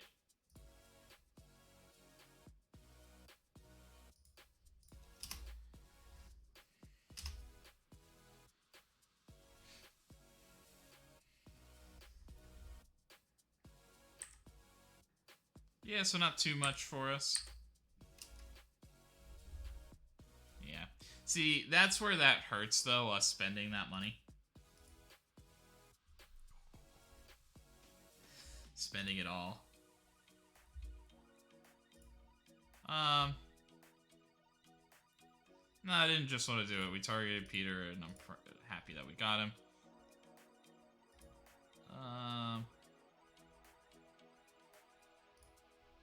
I don't really want to sell anyone. Loan, maybe, you know.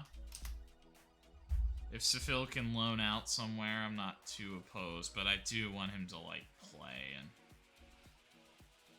if he's gonna go.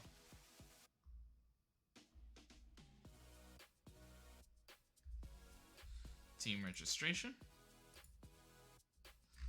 Auto select should be no issue. So Miranda's gonna play a lot. Stromberg gonna play a lot. Madu, Raska. I'm just picking the guys, and then we're good.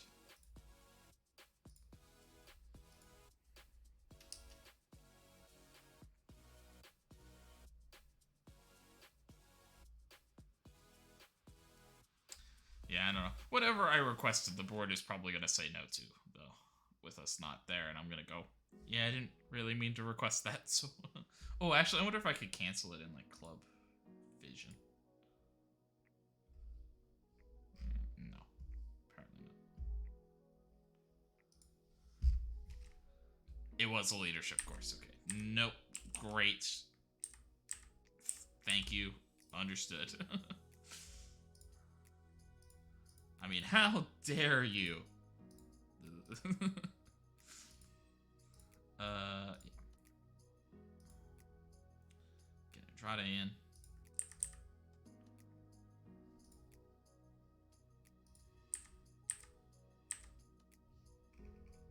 Strasbourg. Hey, something. Ligue 1.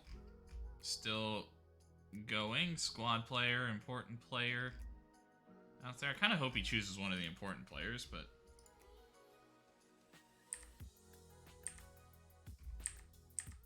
Jude Bellingham, Victor Cabrera, Tammy Abraham is your 9 goals.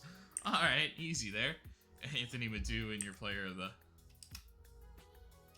So it looks like maybe Sefil will go to Ligue 1. So the Bundesliga spends a ton. Premier League does a lot. The Championship and Serie A may be spending down a little bit. And we will reveal Peter Barkley. Yeah, he's a quality player, and it means a lot for him there. I think he's going to make us better at each other, but hopefully he makes a difference when the stakes are at their highest. What impact, if any, will this deal have on the rest of the Brescia squad. I think it'll be a lift to everyone. No. I don't think a fee should necessarily be what's expected of a player. Do you intend on continuing spending big chunks? Yeah, I mean, we'll spend money when we can get it. Worry that Barkley could become an expensive flop. When all said and done, I think he'll be a good signing. Experts are suggesting overspent. I think we made it so much that we're talking about.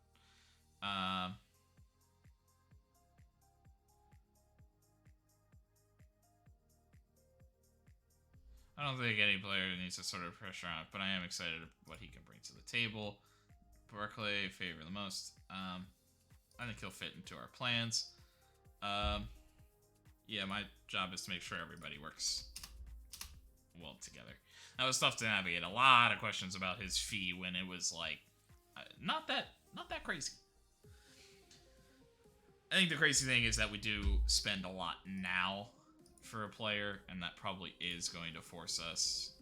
Oh, we've had a flu bug kind of going around.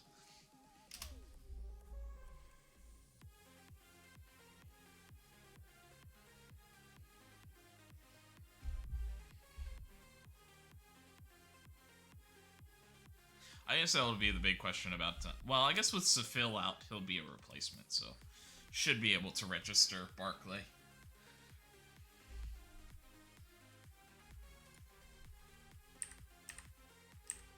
No problems.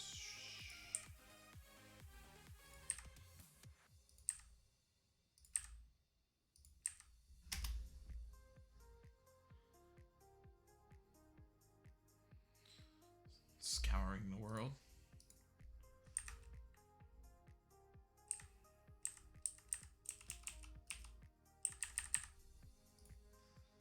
It's Derby Day again. Are you confident the chairperson shares your ambition? Absolutely, no doubts. Why do I have such a good record? I don't know. I guess I've been lucky. He's a good head coach and can't really explain it. I think there's a psychological advantage. I do think that it matters. Expected... What are you expecting? You know, hard fought, tough encounter. Worries about the players. Yeah, I think as long as we stick, we should be fine. It's a big game for Verona. Yeah, I like the little bit of pressure that we got. I look forward to these matches in the same way the supporters do. Yeah, it's definitely typically must watch. Orestes, yeah, I think we'll take it game by game. It's just the flu, so it's there. Arati continues to struggle on loan. Not worried, that's why he's on loan. You have to overcome those things. Yeah, there's definitely a togetherness at the club. Not really for me to say for Rafinha getting put on. Things between you and the chairperson. Yeah, I think we both want the best for this club. How important is it that players like Oscar Cueva are ultra consistent?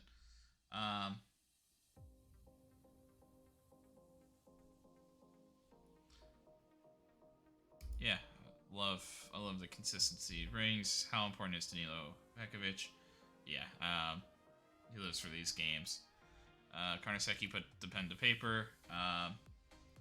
Mainly happy because we put an end to all the transfer nonsense surrounding him. He's our player and delighted to have a new deal. Oh, speaking of which, I think they automatically get rid of that stuff, but yeah, no status listed, nothing to worry about there. Although goalies were moving, so it would have maybe been the year for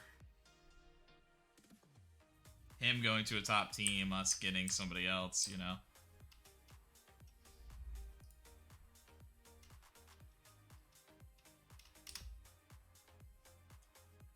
He's so good.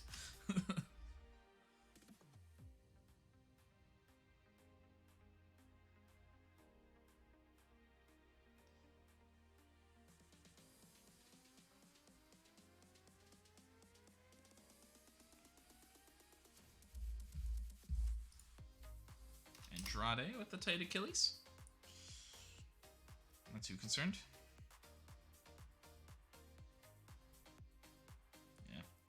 further reducing the team next year is going to be tough, though. We're going to have to make some tough decisions, I think.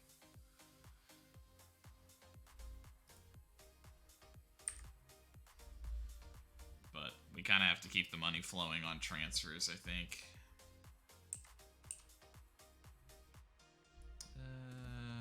Nope.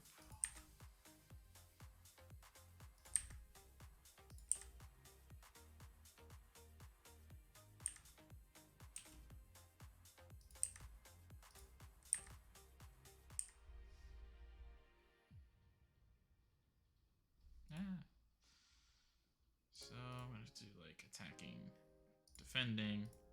Possession sounds interesting.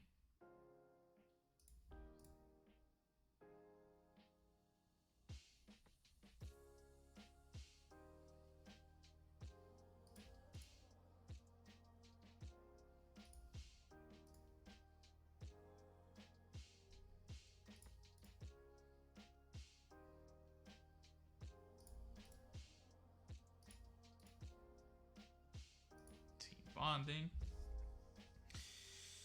And then I think I'll do like an overall outfield, like set pieces, defensive shape, maybe like chance creation, match review, team bonding, match review, and then I don't know, maybe something here, just like teamwork or something.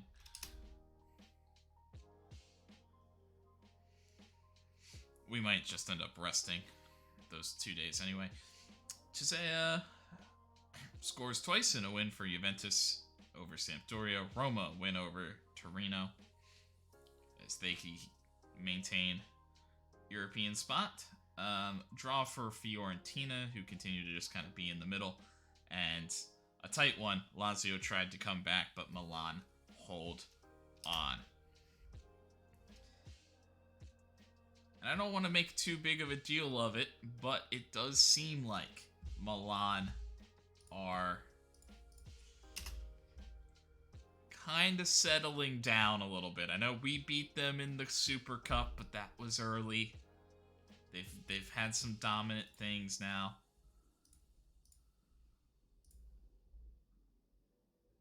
No, I want him to get better. No, I want him to get better. You're a center back? Yeah, I want to just try.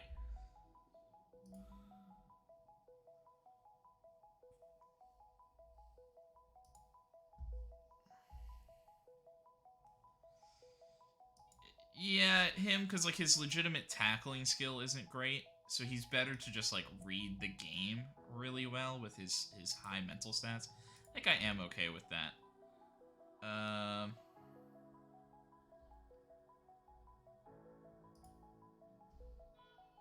we'll do that.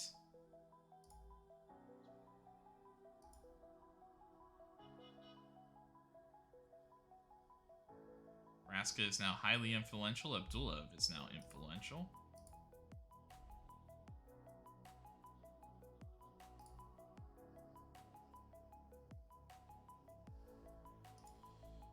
Miranda?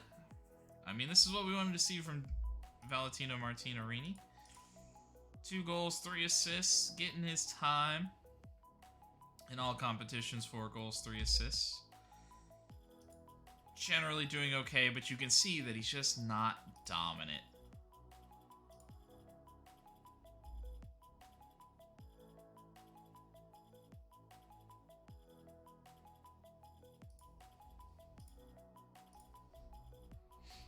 That's funny, like our technical, like actual right back position, Orestes is technically the best. That's so funny. Or like how, whatever that guy's feels. So it will be Khan Sefil. He will go to Rennes. Rennes? As a squad player. They'll pay a little bit of his salary. It's not a crazy move for us. But with Peter Barkley here, or Barkley. I keep saying Barkley because of, I think, Saquon. Barclay. here now.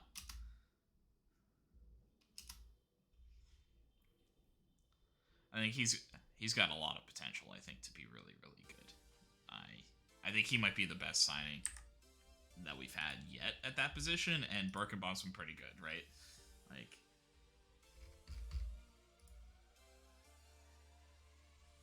I didn't do that. What's he look like compared to Birkenbaum? Just in the overview. So Birkenbaum's the better defender, better physically, better pure speed, better vision, but a dip in attacking ability, but a better technical player.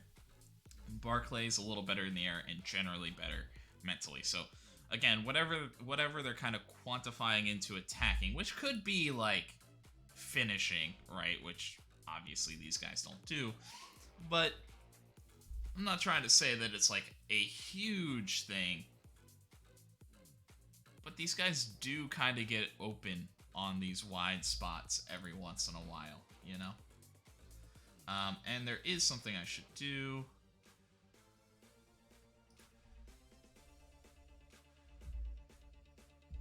Throw in...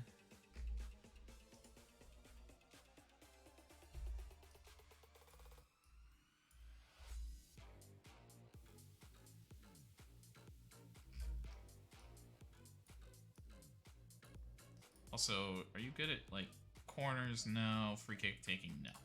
So, don't have to worry about, like, resetting some of those things. So, we'll just get him up the list. We are going to ask a lot from him pretty quickly.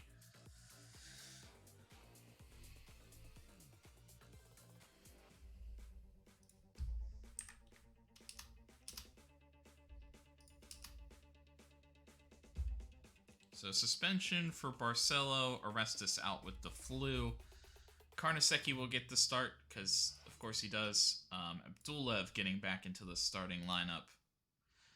We have a little bit till Parma, then Napoli. So yeah, Pekovic. He does have low levels of fatigue.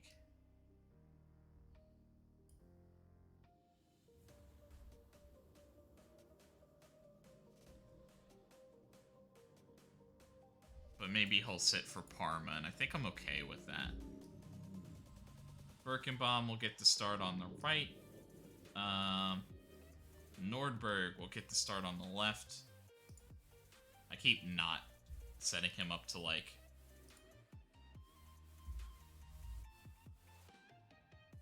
train there, but it is what it is.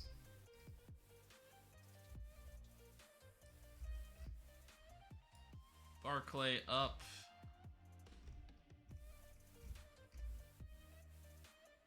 So 1, 2. Madu has low levels of fatigue. But this is the more important game, so we're going to play Madu through that a little bit, but maybe we won't double that up, so... Yeah, the fresher Giovanni Miranda. And then we'll go Mino over Cueva, and then Satriano Cabrera.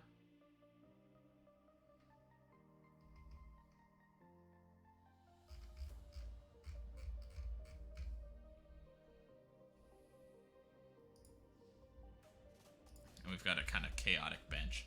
Barclay, he wants 6. Well, can't have it. We could consider that, though, in the future. We'll give him 23.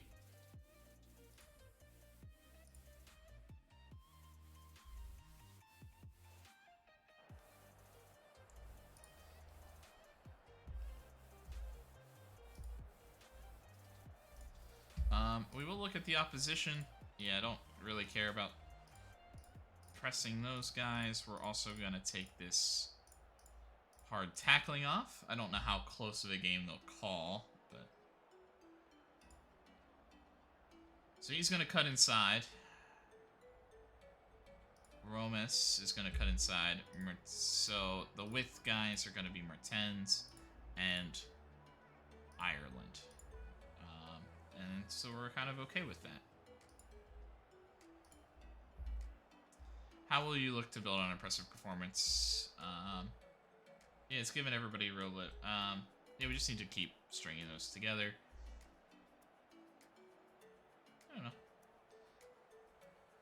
It's a big match, you're right. And I want the players that are fit and available to step up. Carnesecchi, yeah, he's absolutely dominating. Not that there's any doubt who the number one is.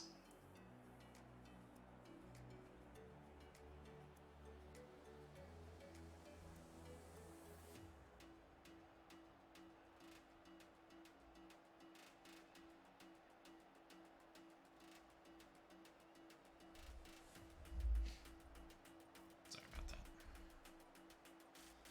Need to deal with some.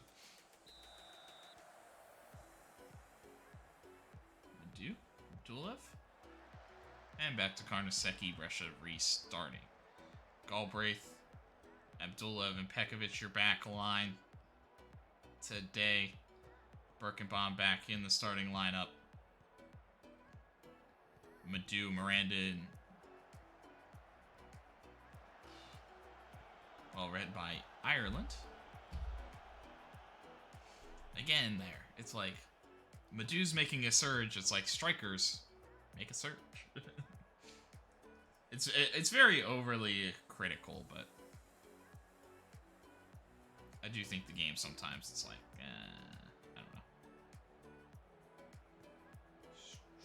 Strokins. Mertens.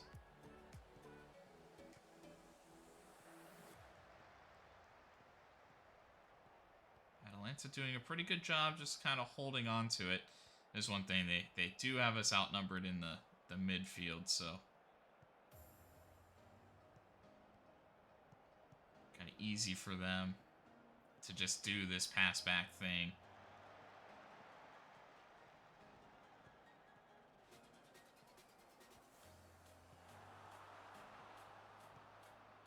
They're looking to set something up. Alderson stretching. Carnesecchi makes a big save. Well worked by Atalanta.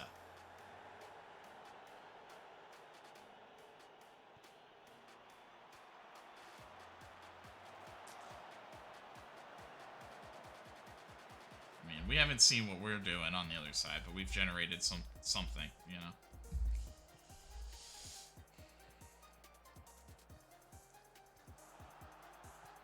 So, that attack looks scary, but it was always a tight angle.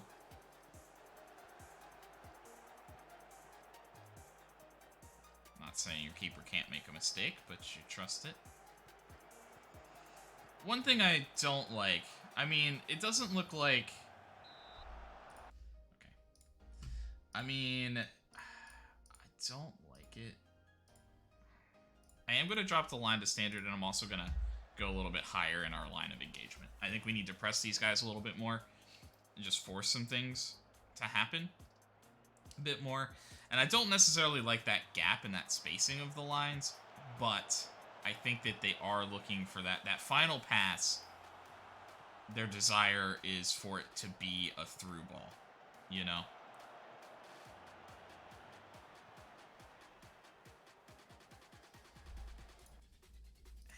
And yeah, I think...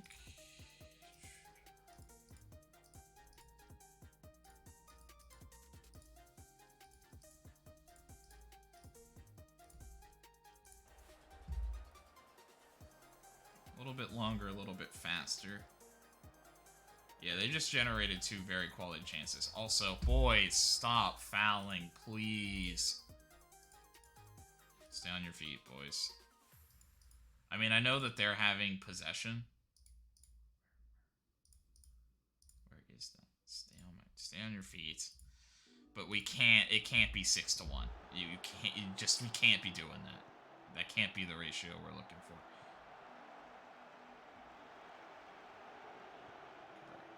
Nordberg looking, cuts it back to Miranda, who will take a shot.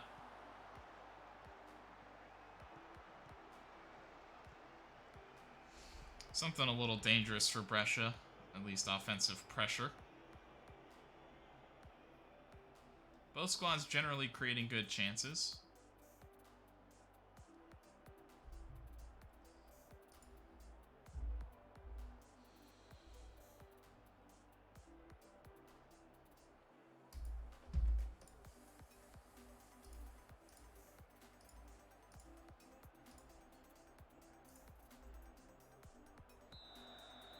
Oh, Birkenbaum got hurt? Oh, shoot. I didn't notice that.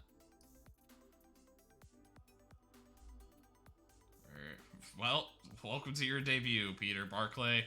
Coming in the rivalry game. I kind of wanted to save you until the Parma game next time, but apparently not.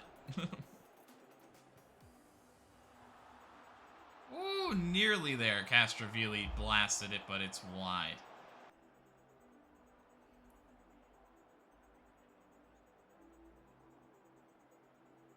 Mino playing poorly.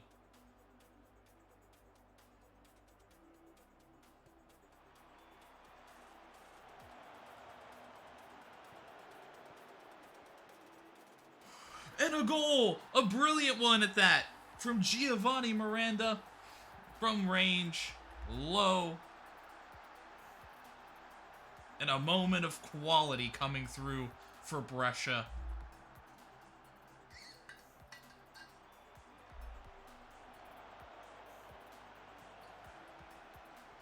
Just too much space.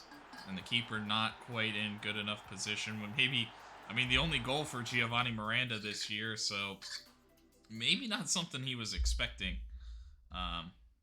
Wasn't expecting him to let loose.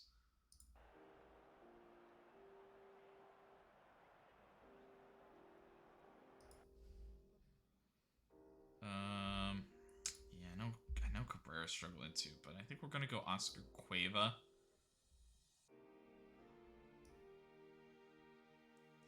And we may end up subbing Nordberg for like a Denis. We could also get... I know Cabrera... You know what? Cabrera has been tired. Let's get Stromberg in there. Maybe we did play him in like one game too many.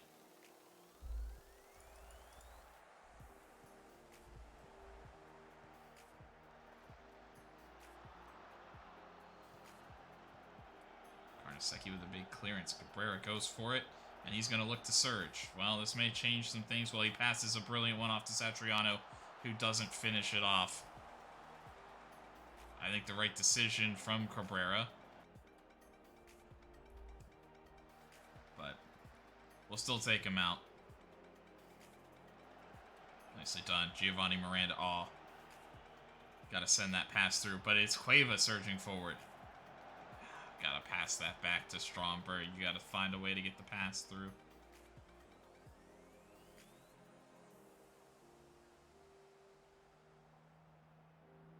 Asking a lot from our midfielder, Satriano. Barclay. Looking to surge in, and he takes a shot. The debut, he wanted to capitalize on it. Hasn't been around to integrate too much. Thrust into it.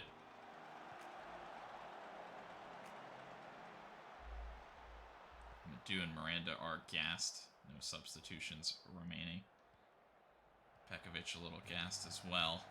Brescia are searching for one more, though.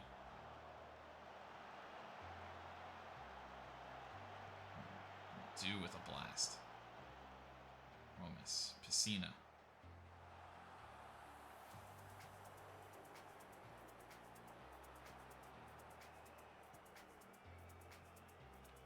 Well done by Madu again. Out to Barclay. And he looks for Stromberg, who will head it towards the net.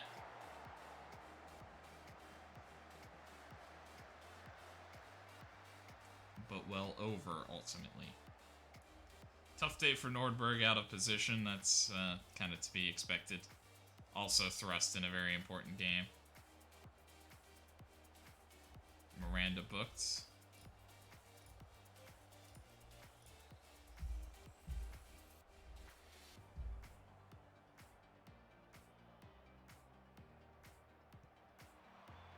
Satriano. And a header for Satriano off the corner. And that one may ice it for Brescia.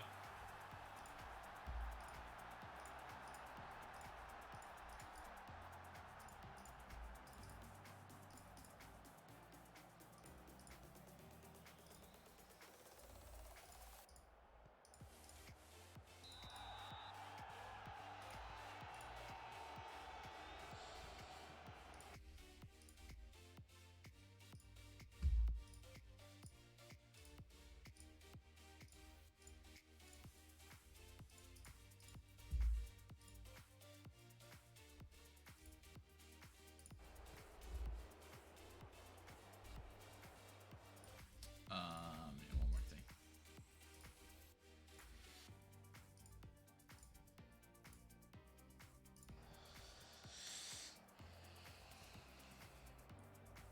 I mean, the ball may stay in play most of the time and not matter, but, well, it will go out.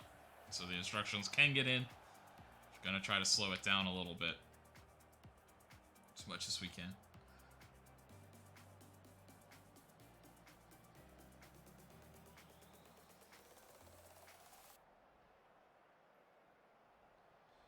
Another corner for Brescia.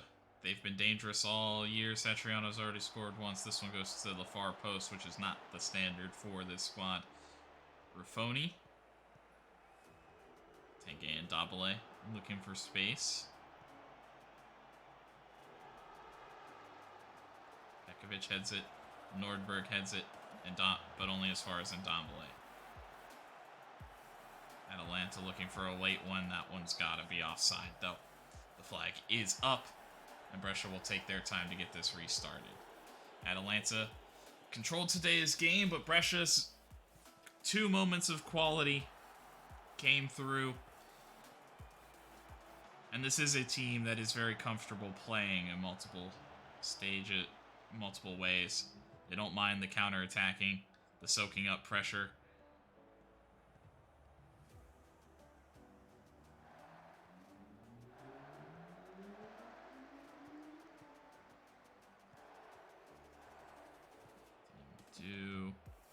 Cueva.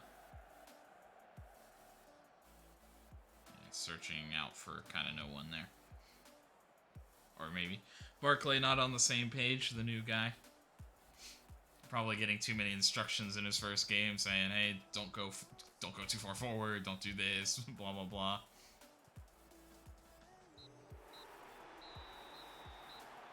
And all over.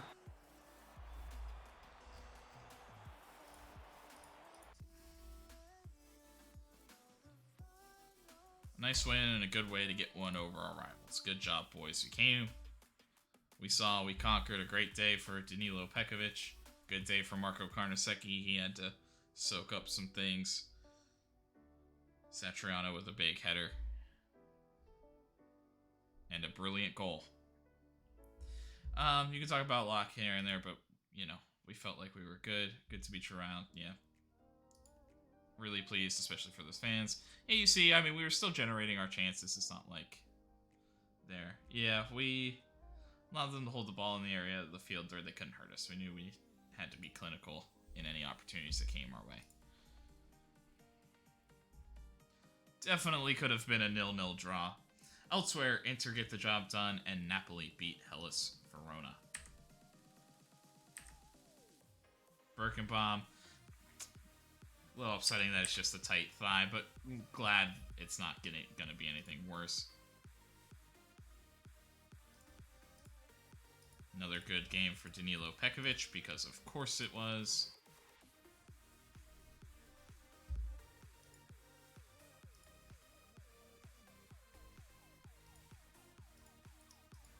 I just like get amazed every time with the like all-time growth for Danilo.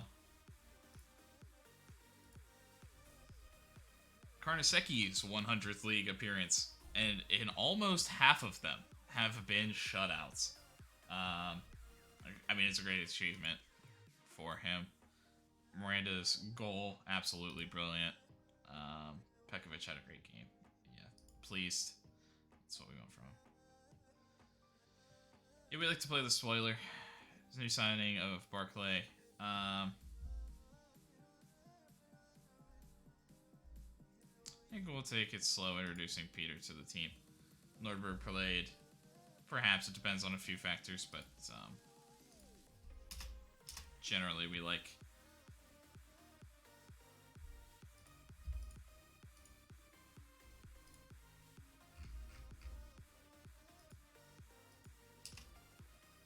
So yeah, I'm gonna like yeah,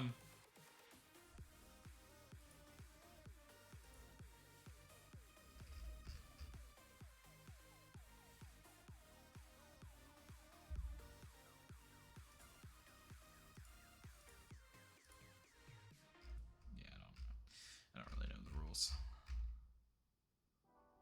But that seems alright. Players removed Seville, and then we added Fiorentino and Bartoli, a couple of our young guys. I haven't really played, but can now sit on the bench in the Champions League if we so choose.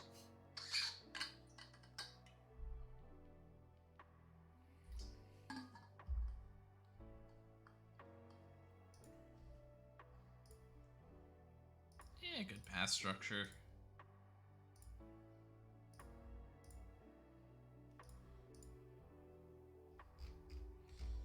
Yeah, our super loan squad, these are the things that, like, next year we gotta figure some things out.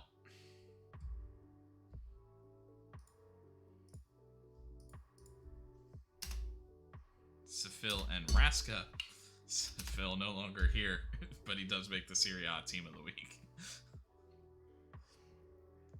Off to League One. League One. So funny.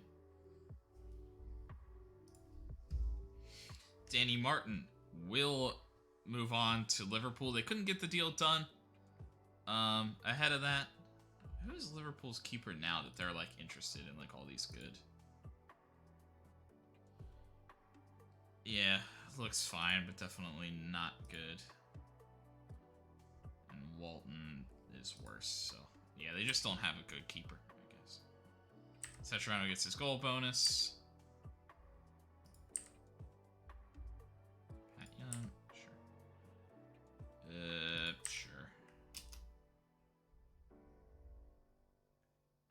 Oh, yeah. And we also need to throw back in some of our shortlisted guys since everything's kind of changed over.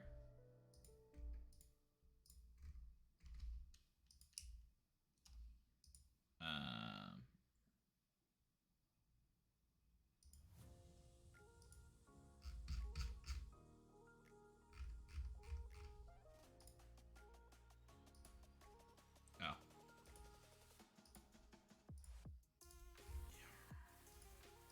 I was like, yeah, that seemed weird. Oh no.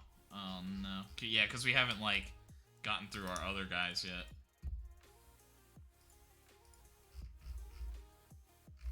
Like I said, scout 1 week. Oh no.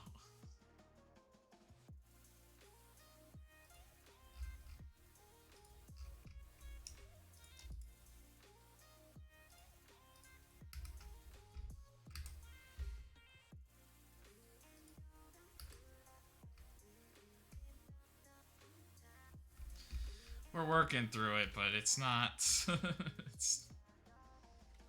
Miranda reaches his yellow card limit, so he will not be available for Parma.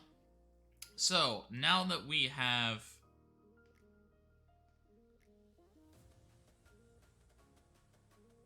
simulated through the rest and match review, I think I'm gonna sit the starters for a day.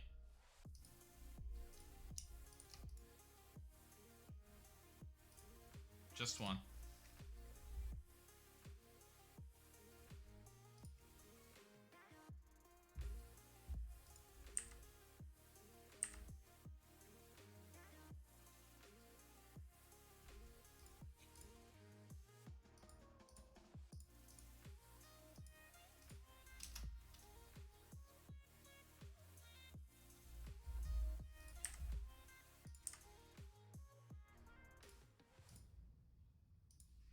Yeah, it's still early. Scout him more.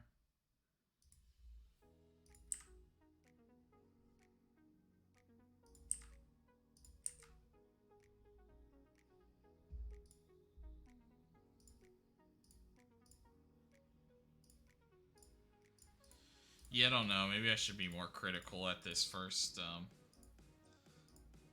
at the early stage.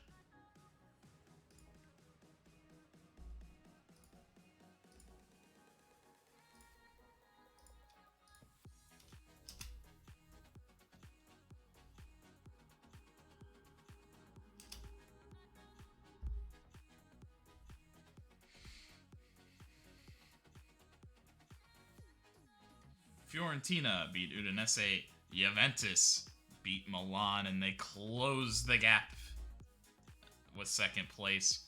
The difference, they actually have the same draw losses. It must be goal differential at the moment.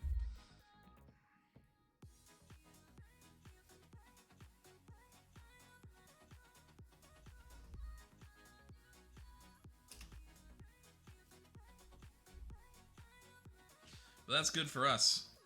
More losses for Milan.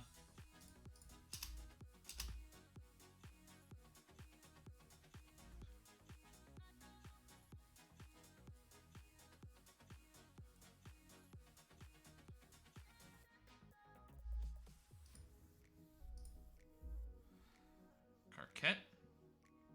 A deep-lying playmaker. That does seem interesting. And Giovanni, who, yeah, right winger. Requests his transfer.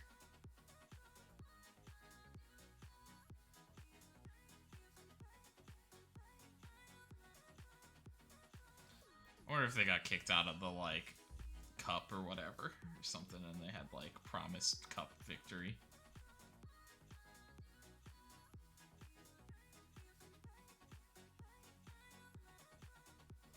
We score a goal from a corner in every other game, on average. Would that be, like, some kind of record? That just seems insane. Dual-footed's intriguing, I guess. Fullback does have really good natural fitness and good passing. But I guess you just aren't gonna have the potential. Yeah.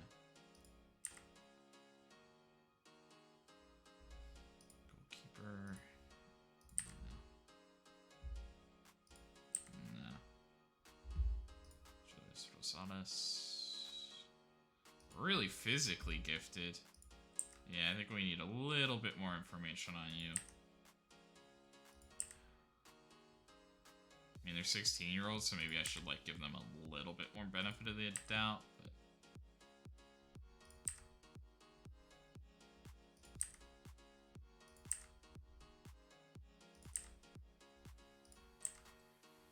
Yeah, I think if you have the 2-star potential, I at least kind of want to see the full report before, like, throwing you away forever and ever, you know?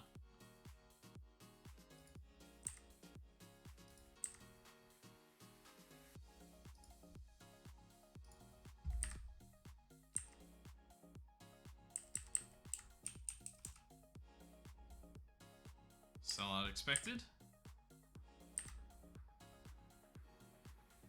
And we are nearing a record for Marco Carnesecchi. 22 shutouts in the 1978-1980 season for Estadio Malgioglio. But Carnesecchi is at 19 already. We've got plenty of games remaining. Parma on the run of 4 straight league defeats and is sit at 19th place. I'd consider us strong favorites. Last time out against Atalanta, your side played well. Yeah, we know what we're capable of and need to keep it going. He's a fantastic player, but we think we can stop him. Nordbo continues to play well. That's exactly why we loaned him out. Yeah, everything's possible. He could be too good. One of the best defensive record in the league. all starts with hard work, really. Putting in the building blocks. Yeah, he's a game changer. No, I just discussed that stuff with my staff.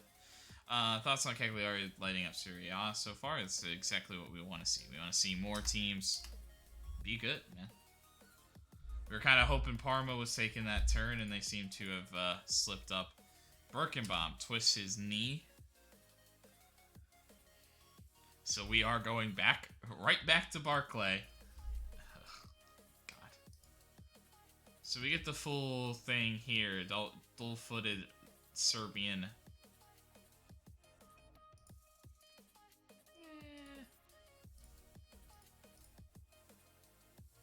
Ambitious. Yeah, I don't think so. He's close. Hector Hernandez. These must be guys that I started like getting a second round on or something. Or maybe I just like a round of players I started like scout until fully complete.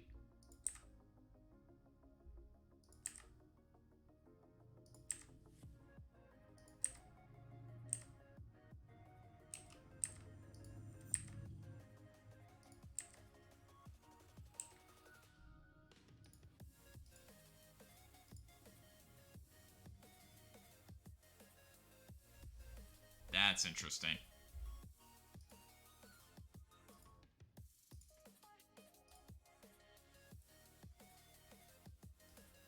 Honestly, I think that that's the thing that it's going to do more than anything, to be honest. Promising goalkeeper? I'm just going to make sure to add him to the shortlist as well. Is maybe find some of these guys that do have potential in Italy. Some of the Italians. I thought about doing Italy first, and I probably should have. Looking at that, should have scouted them because I could have maybe brought them into the youth team, just gathered. It's been a while since I talked to the youth prospects, so I think I'll talk to everybody here. And then we'll go here.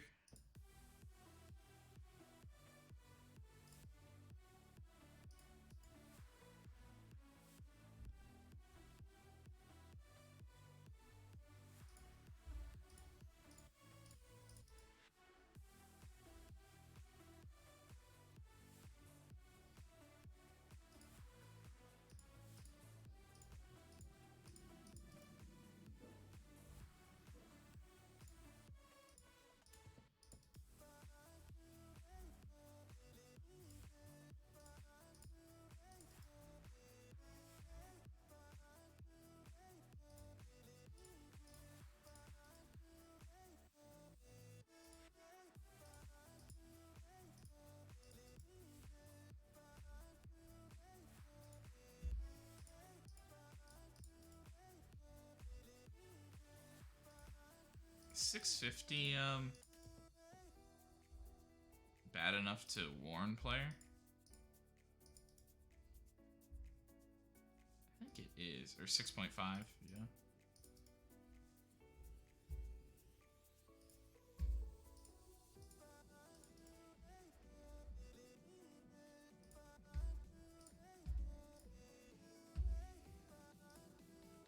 No. Apparently not.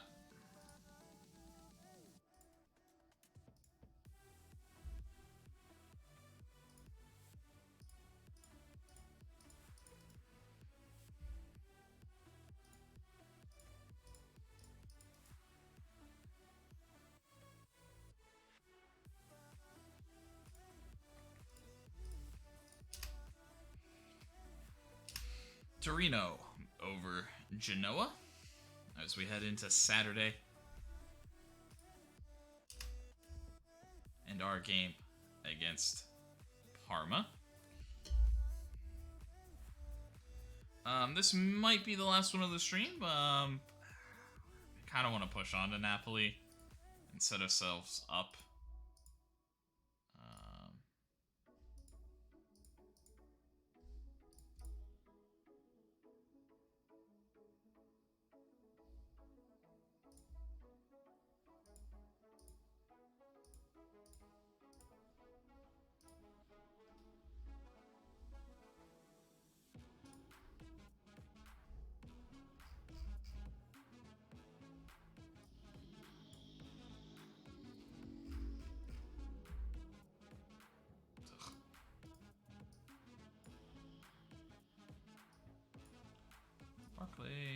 he's going to be hard to find since he's not comfortable there yet.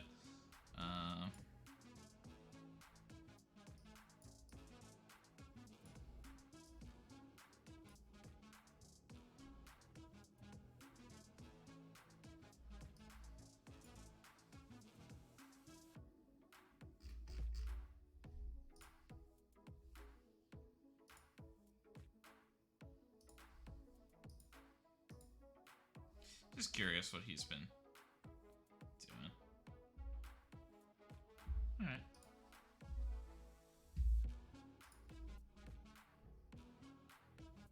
Something like that. It's a little quick one. I'll analyze it a little bit closer here and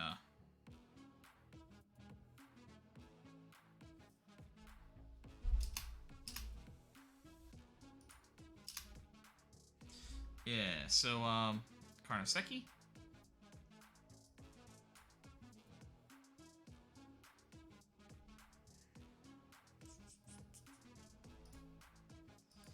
Yeah, I'm gonna save Pekovic for next game.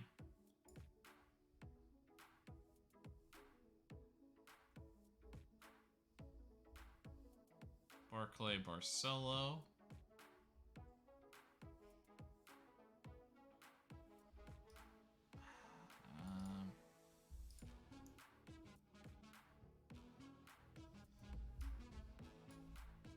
Nordbo, Raska, but then that means I want to go Cueva if I can. And I can. And then Satriano, Stromberg. That's how we're going to set up for the Parma match.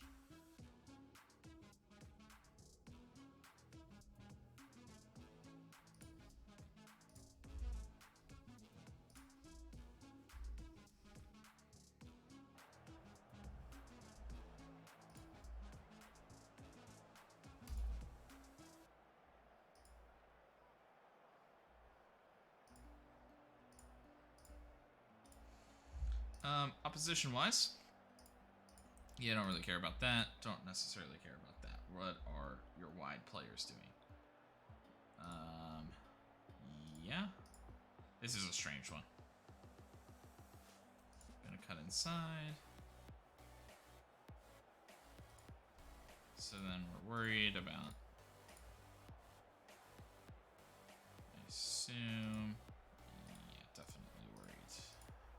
Okay. And that's kind of what we're gonna do. And I am gonna take that off, because our guys love to just, like, be aggressive. Always helps to be as prolific as our team's been in front of goals. Yeah, to win games, you need goals, so it's good to be there. It's really fun place to be in. It gives us confidence. You know, I think we're strong enough to withstand one defeat, although it's been a while. Never ideal to lose players. You know, it's still a challenge. We have to be up for it, but I'm confident. Yeah, I don't think there's an easy match.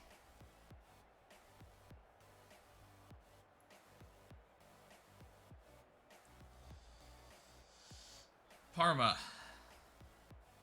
I think they're trying anything and everything to keep the goals out.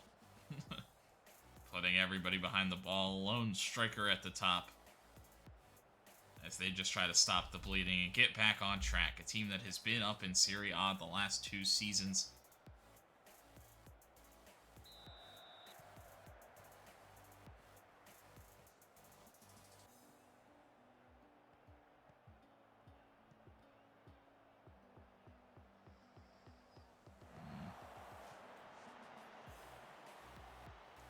Yeah, I'm worried about that. So they're just gonna, like, overwhelm us in the midfield and then look to play, like, a long one forward.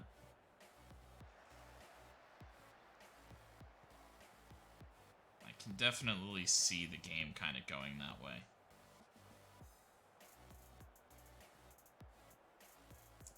Yeah, it's balls like that, though, we need to jump on and take control. Nicely done there.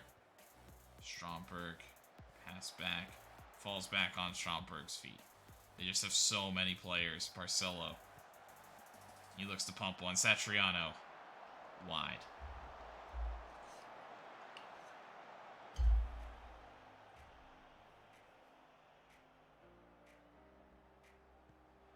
Raska looking. Can't find everybody. Dulev. Denis. Nordberg. Searching for Galbraith. Can't find him. Satriano wins it back. Raska with a good one into him.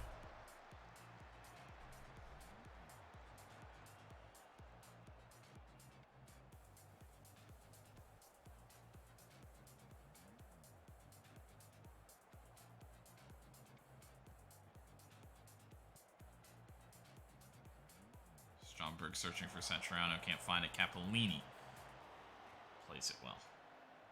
Long one forward. Galbraith gathers it.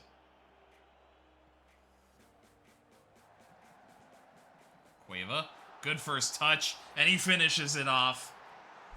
Beautifully done. Oscar Cueva coming through. And I think that's the position that makes a difference in a game like this one. Where we needed to make a difference. We weren't able to do it in the derby. Here we're able to overload a little bit, making that extra run. And putting it home.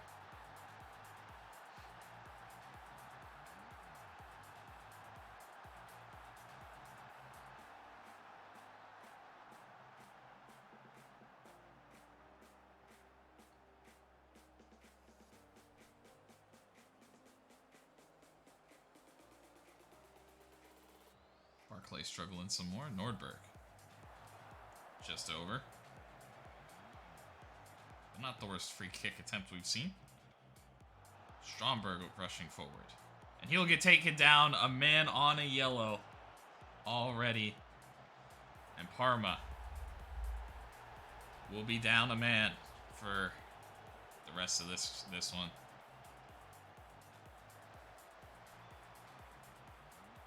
Cueva, he's going to take a shot off the post. Stromberg picks it up, but was he onside when it was originally hit? I don't know. I wasn't paying attention to that line. I was originally, and then I was like, oh wait, he's just going to shoot this. And Stromberg was on. Because there were definitely worse of guys like offside, but it wasn't Stromberg.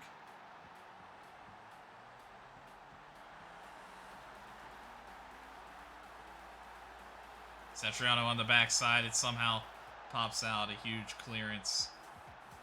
Carnesecchi sells down Brescia.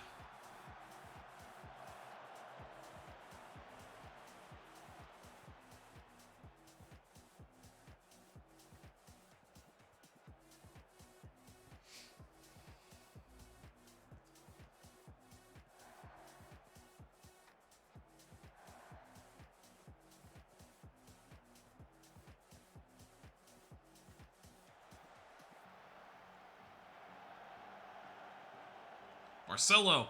Oh, the extra man, but not a great shot.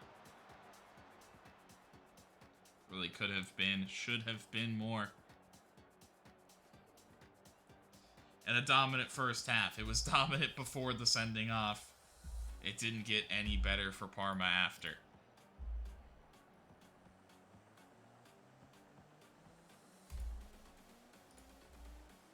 Keep shooting, boys. Keep shooting. I could pull it back even further. But I honestly don't think that there's much point. Like, with us being that dominant, I just don't think that they're going to score two.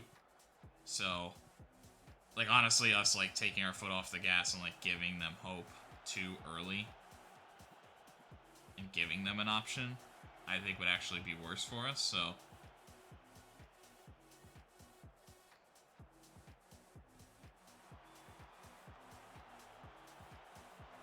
I think it's actually going to be my plan kind of the other way around here to...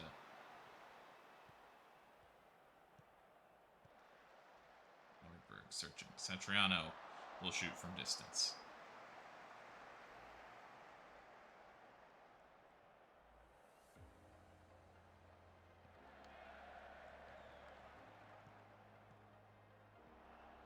I mean, like, things like that I don't really need. The, like, random headers to nobody. Or... from nobody. Stromberg looking for Cueva, looking for Cueva. Couldn't find it. Could be a chance to get some of the youth guys that don't get much playing time a sub, though. Save some other legs.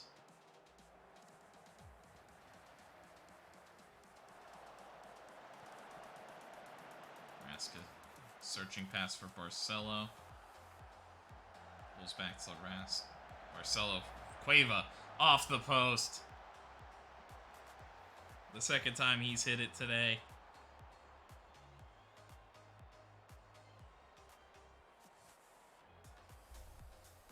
Darn.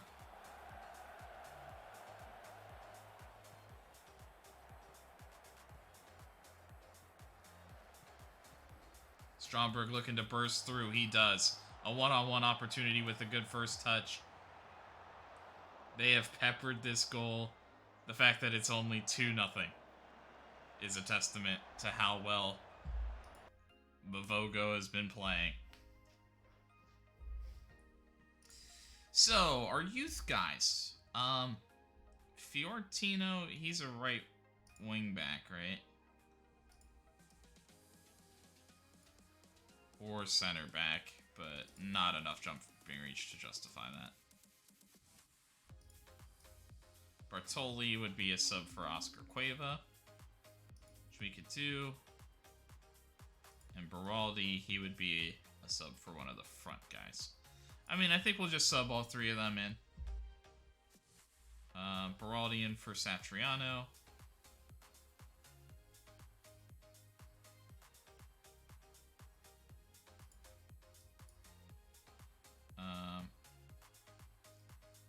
Bartoli in for Cueva. And Fior in for Barkley. Fiorito. We'll just get some youth prospects out there in this one. Stromberg on the backside. Barcelo. Satriano has scored a number of goals like that this year.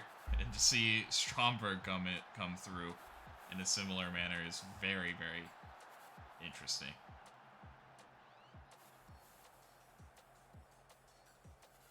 Like seeing it. Stromberg onside again. Yeah, he just got a good matchup on that backside.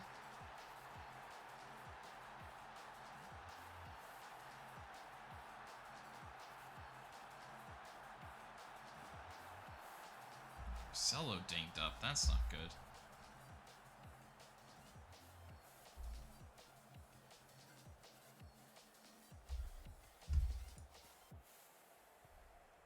Injury is hampering him, but he says he wants to stay on, so we'll let him kind of play it out.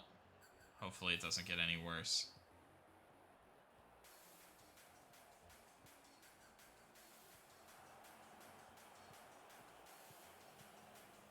Raska out to Barcelo.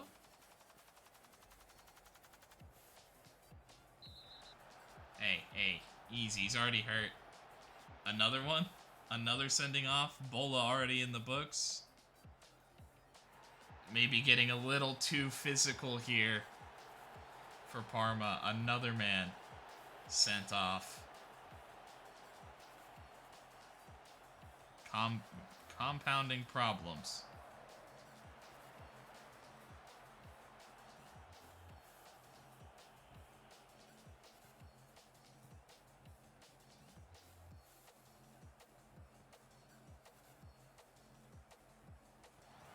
Stromberg again! Could have been the hat trick, but Capolini gets a foot in.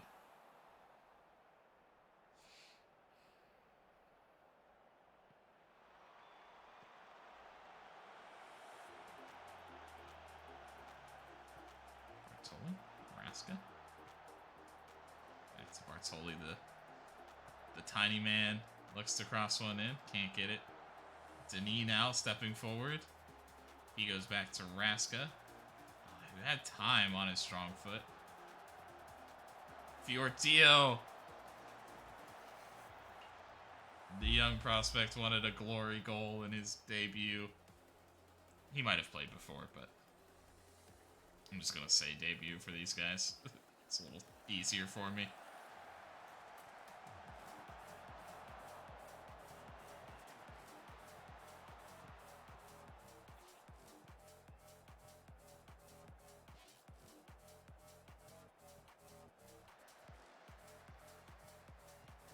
And like half their team picked up like yellow cards too.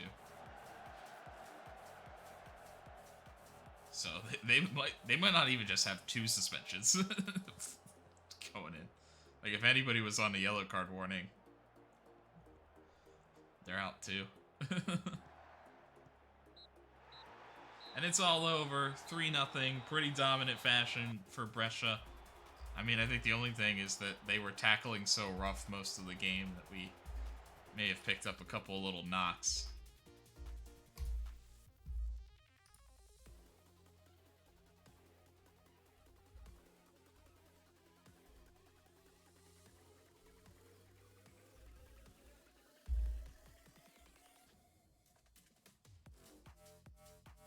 Did Parma's poor form give you belief? We never lack belief.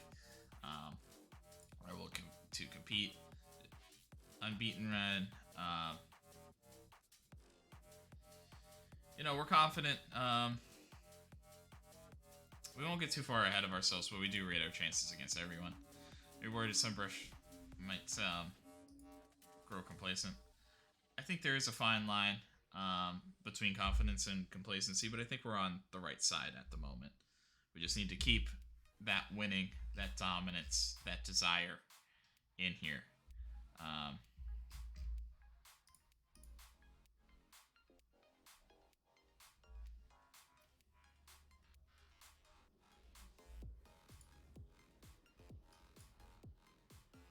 Barcelo, just a bruised shin, so it was okay to leave him out. Yep, and it was actually a debut for all these guys. I mean, I'm not expecting too much. Bartoli could be something, but he also has a weird personality. Baraldi could be something, but I don't know. He just doesn't have enough finishing, I think, to be too threatening. And then we expect nothing out of Fiorito. Barcelo with some key passes.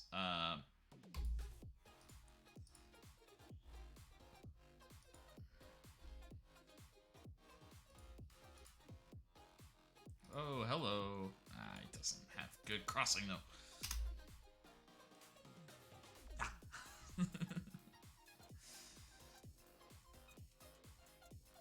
So we'll push it a little bit further forward, but probably not too much more. A hat trick for Leao for Milan over Sampdoria. A draw for Bologna over and Hellas Verona. And a draw between Napoli and Atalanta. We play Napoli next, but it is the Coppa Italia quarterfinal. Lazio follows, and then I think it would have to be Champions League, not too far after that. So yeah, momentum very much on our side the whole game. I mean, I guess you guys send it off at like the 30th minute, so that's pretty difficult.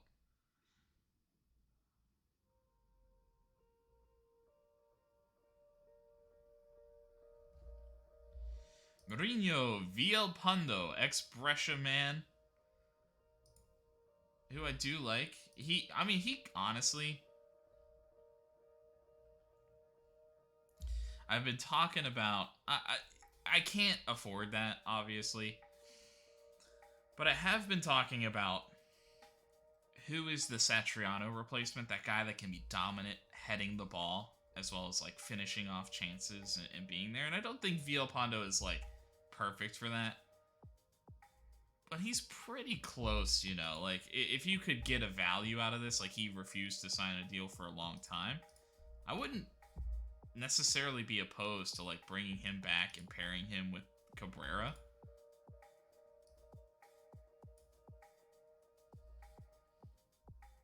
And it looks like, yeah, Okoa also kind of in the same boat. Wants to go. Which he is a little intriguing as a prospect with the dual-footedness in the middle. Makes him very... Because that's probably the one negative about Abdullah, is that he is still very one-footed. But...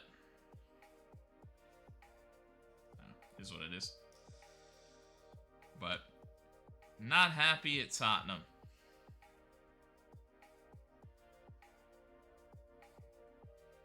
But yeah, I think Villalpando wouldn't be like the worst player to come back. I think like right now where his standing is just like way too expensive. But yeah. And they want to move Monty up, center back prospects. We are a little thin, so I think I am okay with that. Key 2-star.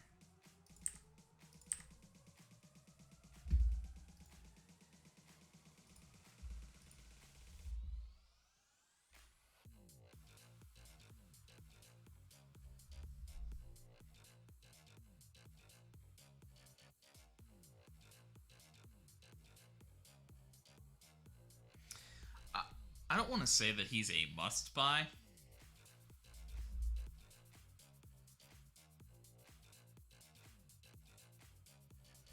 But this is a very, very good prospect. I don't have enough money right now, do I? Do they let me?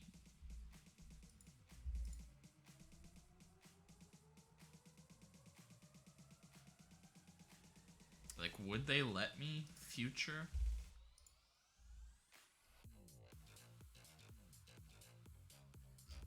I mean, I'd be willing to probably do that one.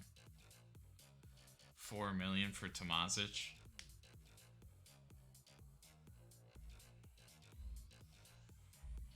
I mean, we'd probably get a pretty decent deal for that, but I'm almost wondering if it's worth selling. This center back prospect, dude, in Italy. I mean, he's 19 already. I guess that's maybe the one negative. He's stuck in Serie B.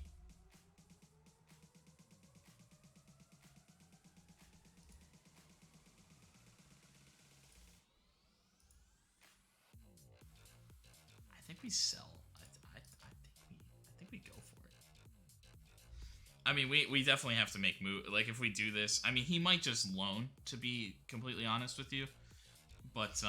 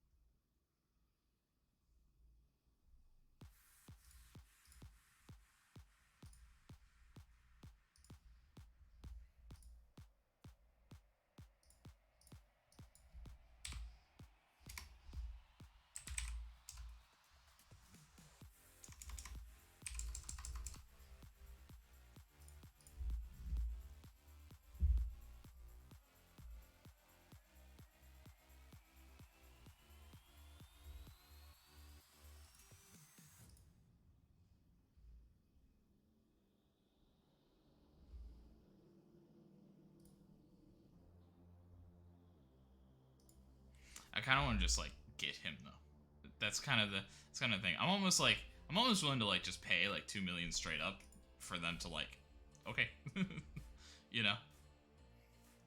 It's such a wide range. Like, is that overpay? Like, is that just gonna be straight overpaying? 1 million, straight up 1 million.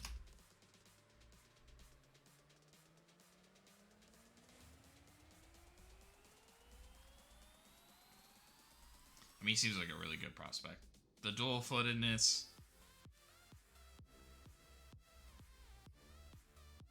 Gives us a lot of options next year, you know? Inter.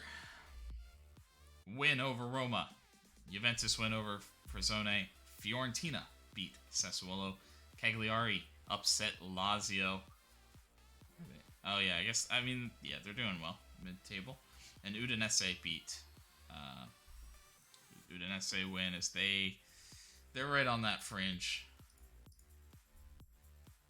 Schedule. Yeah, and it will be Atletico Madrid, not too far after Lazio. Yeah, that's tough. That's tough.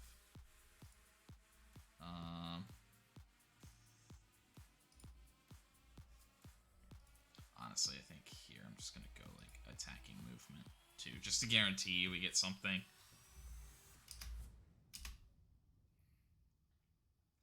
That's tough. That's tight. Especially like since it's Lazio who are like back and having a good season. You know? It sucks.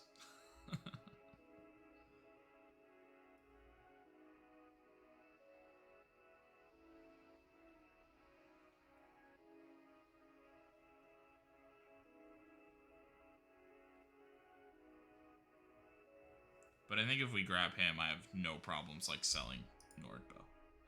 You know what I mean? Grecci gets sent off.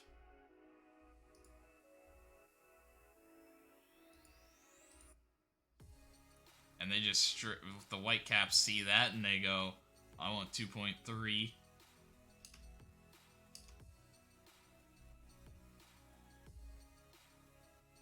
I mean, I'd be willing to match 2.3. That's kind of what I was saying. Like, I kind of wanted to make a deal that's like,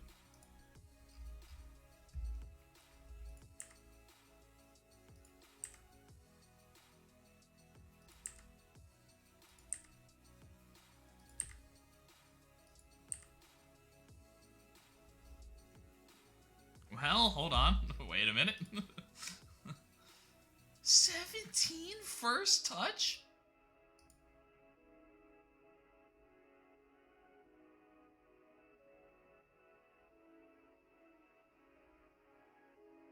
I mean, I can't make this move until next year. Until I get some money back. But oh my god. What?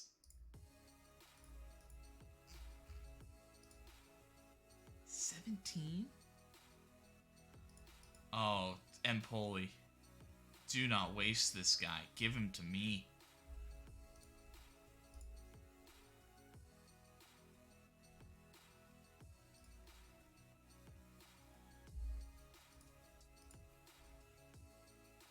And another really good center back. Oh yeah, but he's at Milan, right? So they know that they got themselves a stud, and they're like, no. Well, honestly, his tackling's not great. Yeah, I kind of almost agree with what they're at least saying here. Like, I think more of like a fullback type thing, and so that's a little less intriguing for us, to be honest.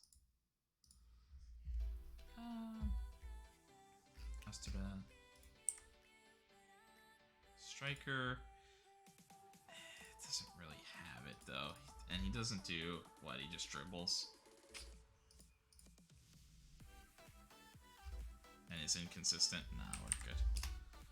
I'm allowed to be picky.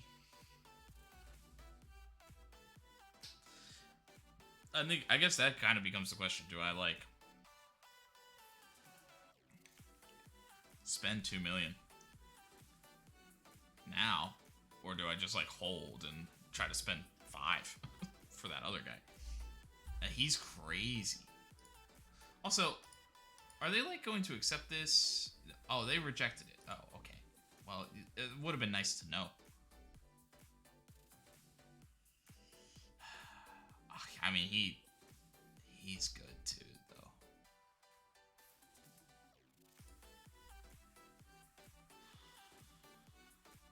How much do I have?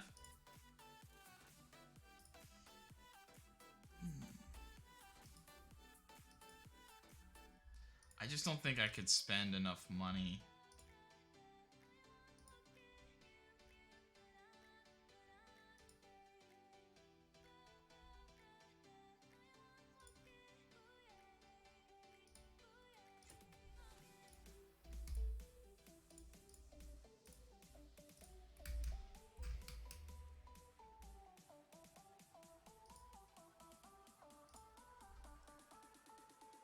just don't think I could spend enough money. This isn't good, though. That is one thing about the other guy. He's got that, like, perfectionist personality. I think we... Not to get too in the weeds, but I think we can also try for this guy later. Azzolini. But I think we do try for this. What is this? 2.3?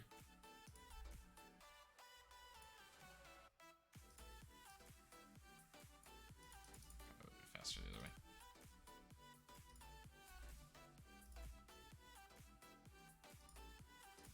I mean, it's negotiable. Whatever.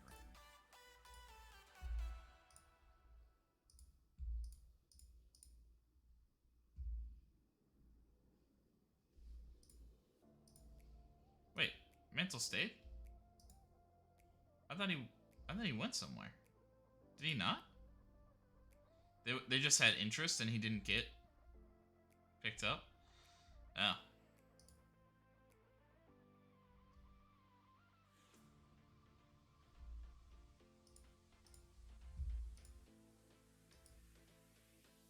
Oh.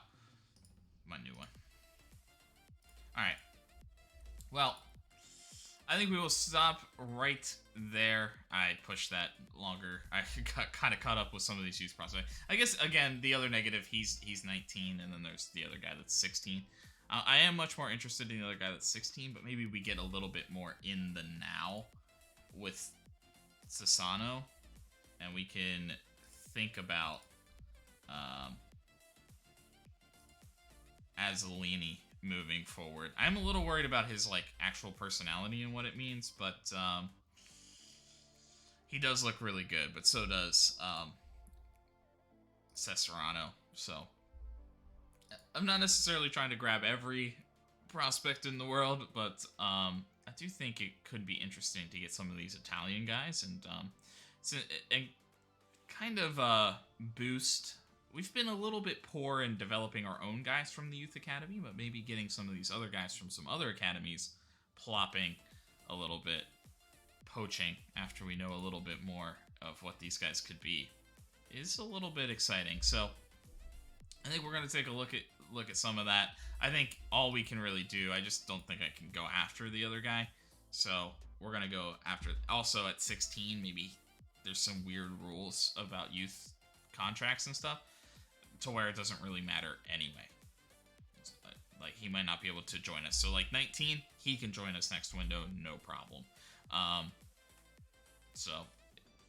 And he might be that perfect guy to get a little depth, and we sell, like, a Nordbo or open us up a little bit. So, I think this is a move we're going to look to make.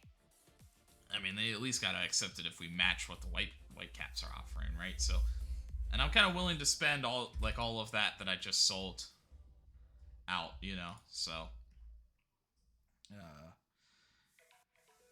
and those other moves. So it may not have, so we're making some moves for kind of the here and now, but I think we are setting up there. I know it's a little bit, maybe it's kind of like, oh, we know the game's winding down and, and we're not going to get another one, but we may not get like 4 more seasons in, but I think we still have a lot out there.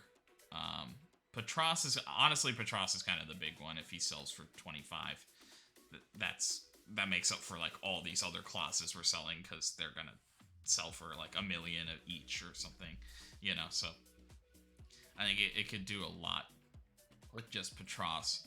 And I also don't think, I mean,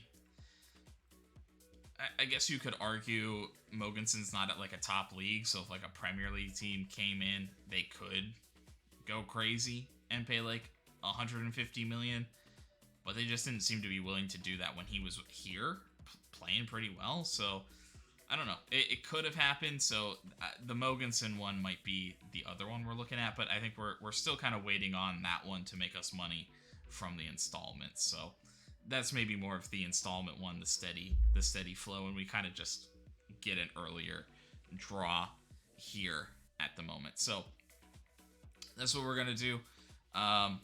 Looking to move forward, we are continuing a brilliant season, still yet to lose in any competition. We're in the quarterfinal for the Coppa Italia. We are gonna kick off the knockout stages for the Champions League next time. I think we have a really good chance. We got to get off to a good start, but I think we have a really good chance. And we are at the top, in front by 7, with the game in hand, over Milan. So the best we've ever looked. And the game in hand, we are going... I guess we're... I don't know. I don't know when we're going to make that up. So we'll see how it goes. Yeah, so I'm going to wrap up here. The next stream, my Saturday's a little weird. So, you know, stay in touch on Twitter. I'll try to keep people posted. But it might be immediately following the North London Derby, or like just enough time for me to like get food, because then I want to go watch the Penn State game, and we have some plans in the evening. So I would say the Saturday stream, October 1st, will be... It'll probably be... If it happens at all, it's going to be earlier than anything. The North London Derby might also put me in a big state of depression, depending on how it goes. So I may also just lay in bed crying for like 4 hours. So we'll see. Instead. So I'm going to try to squeeze it in on Saturday, but it's going to be a very much play it by ear thing. So if you want updates, follow on Twitter. And I appreciate anybody who did stop in. Not too much chatting or anything going on today, but a really exciting stream, I think. I know the whole series is wrapping down, but I like it a lot. Thanks everybody for stopping in. Peace. Enjoy the rest of your day.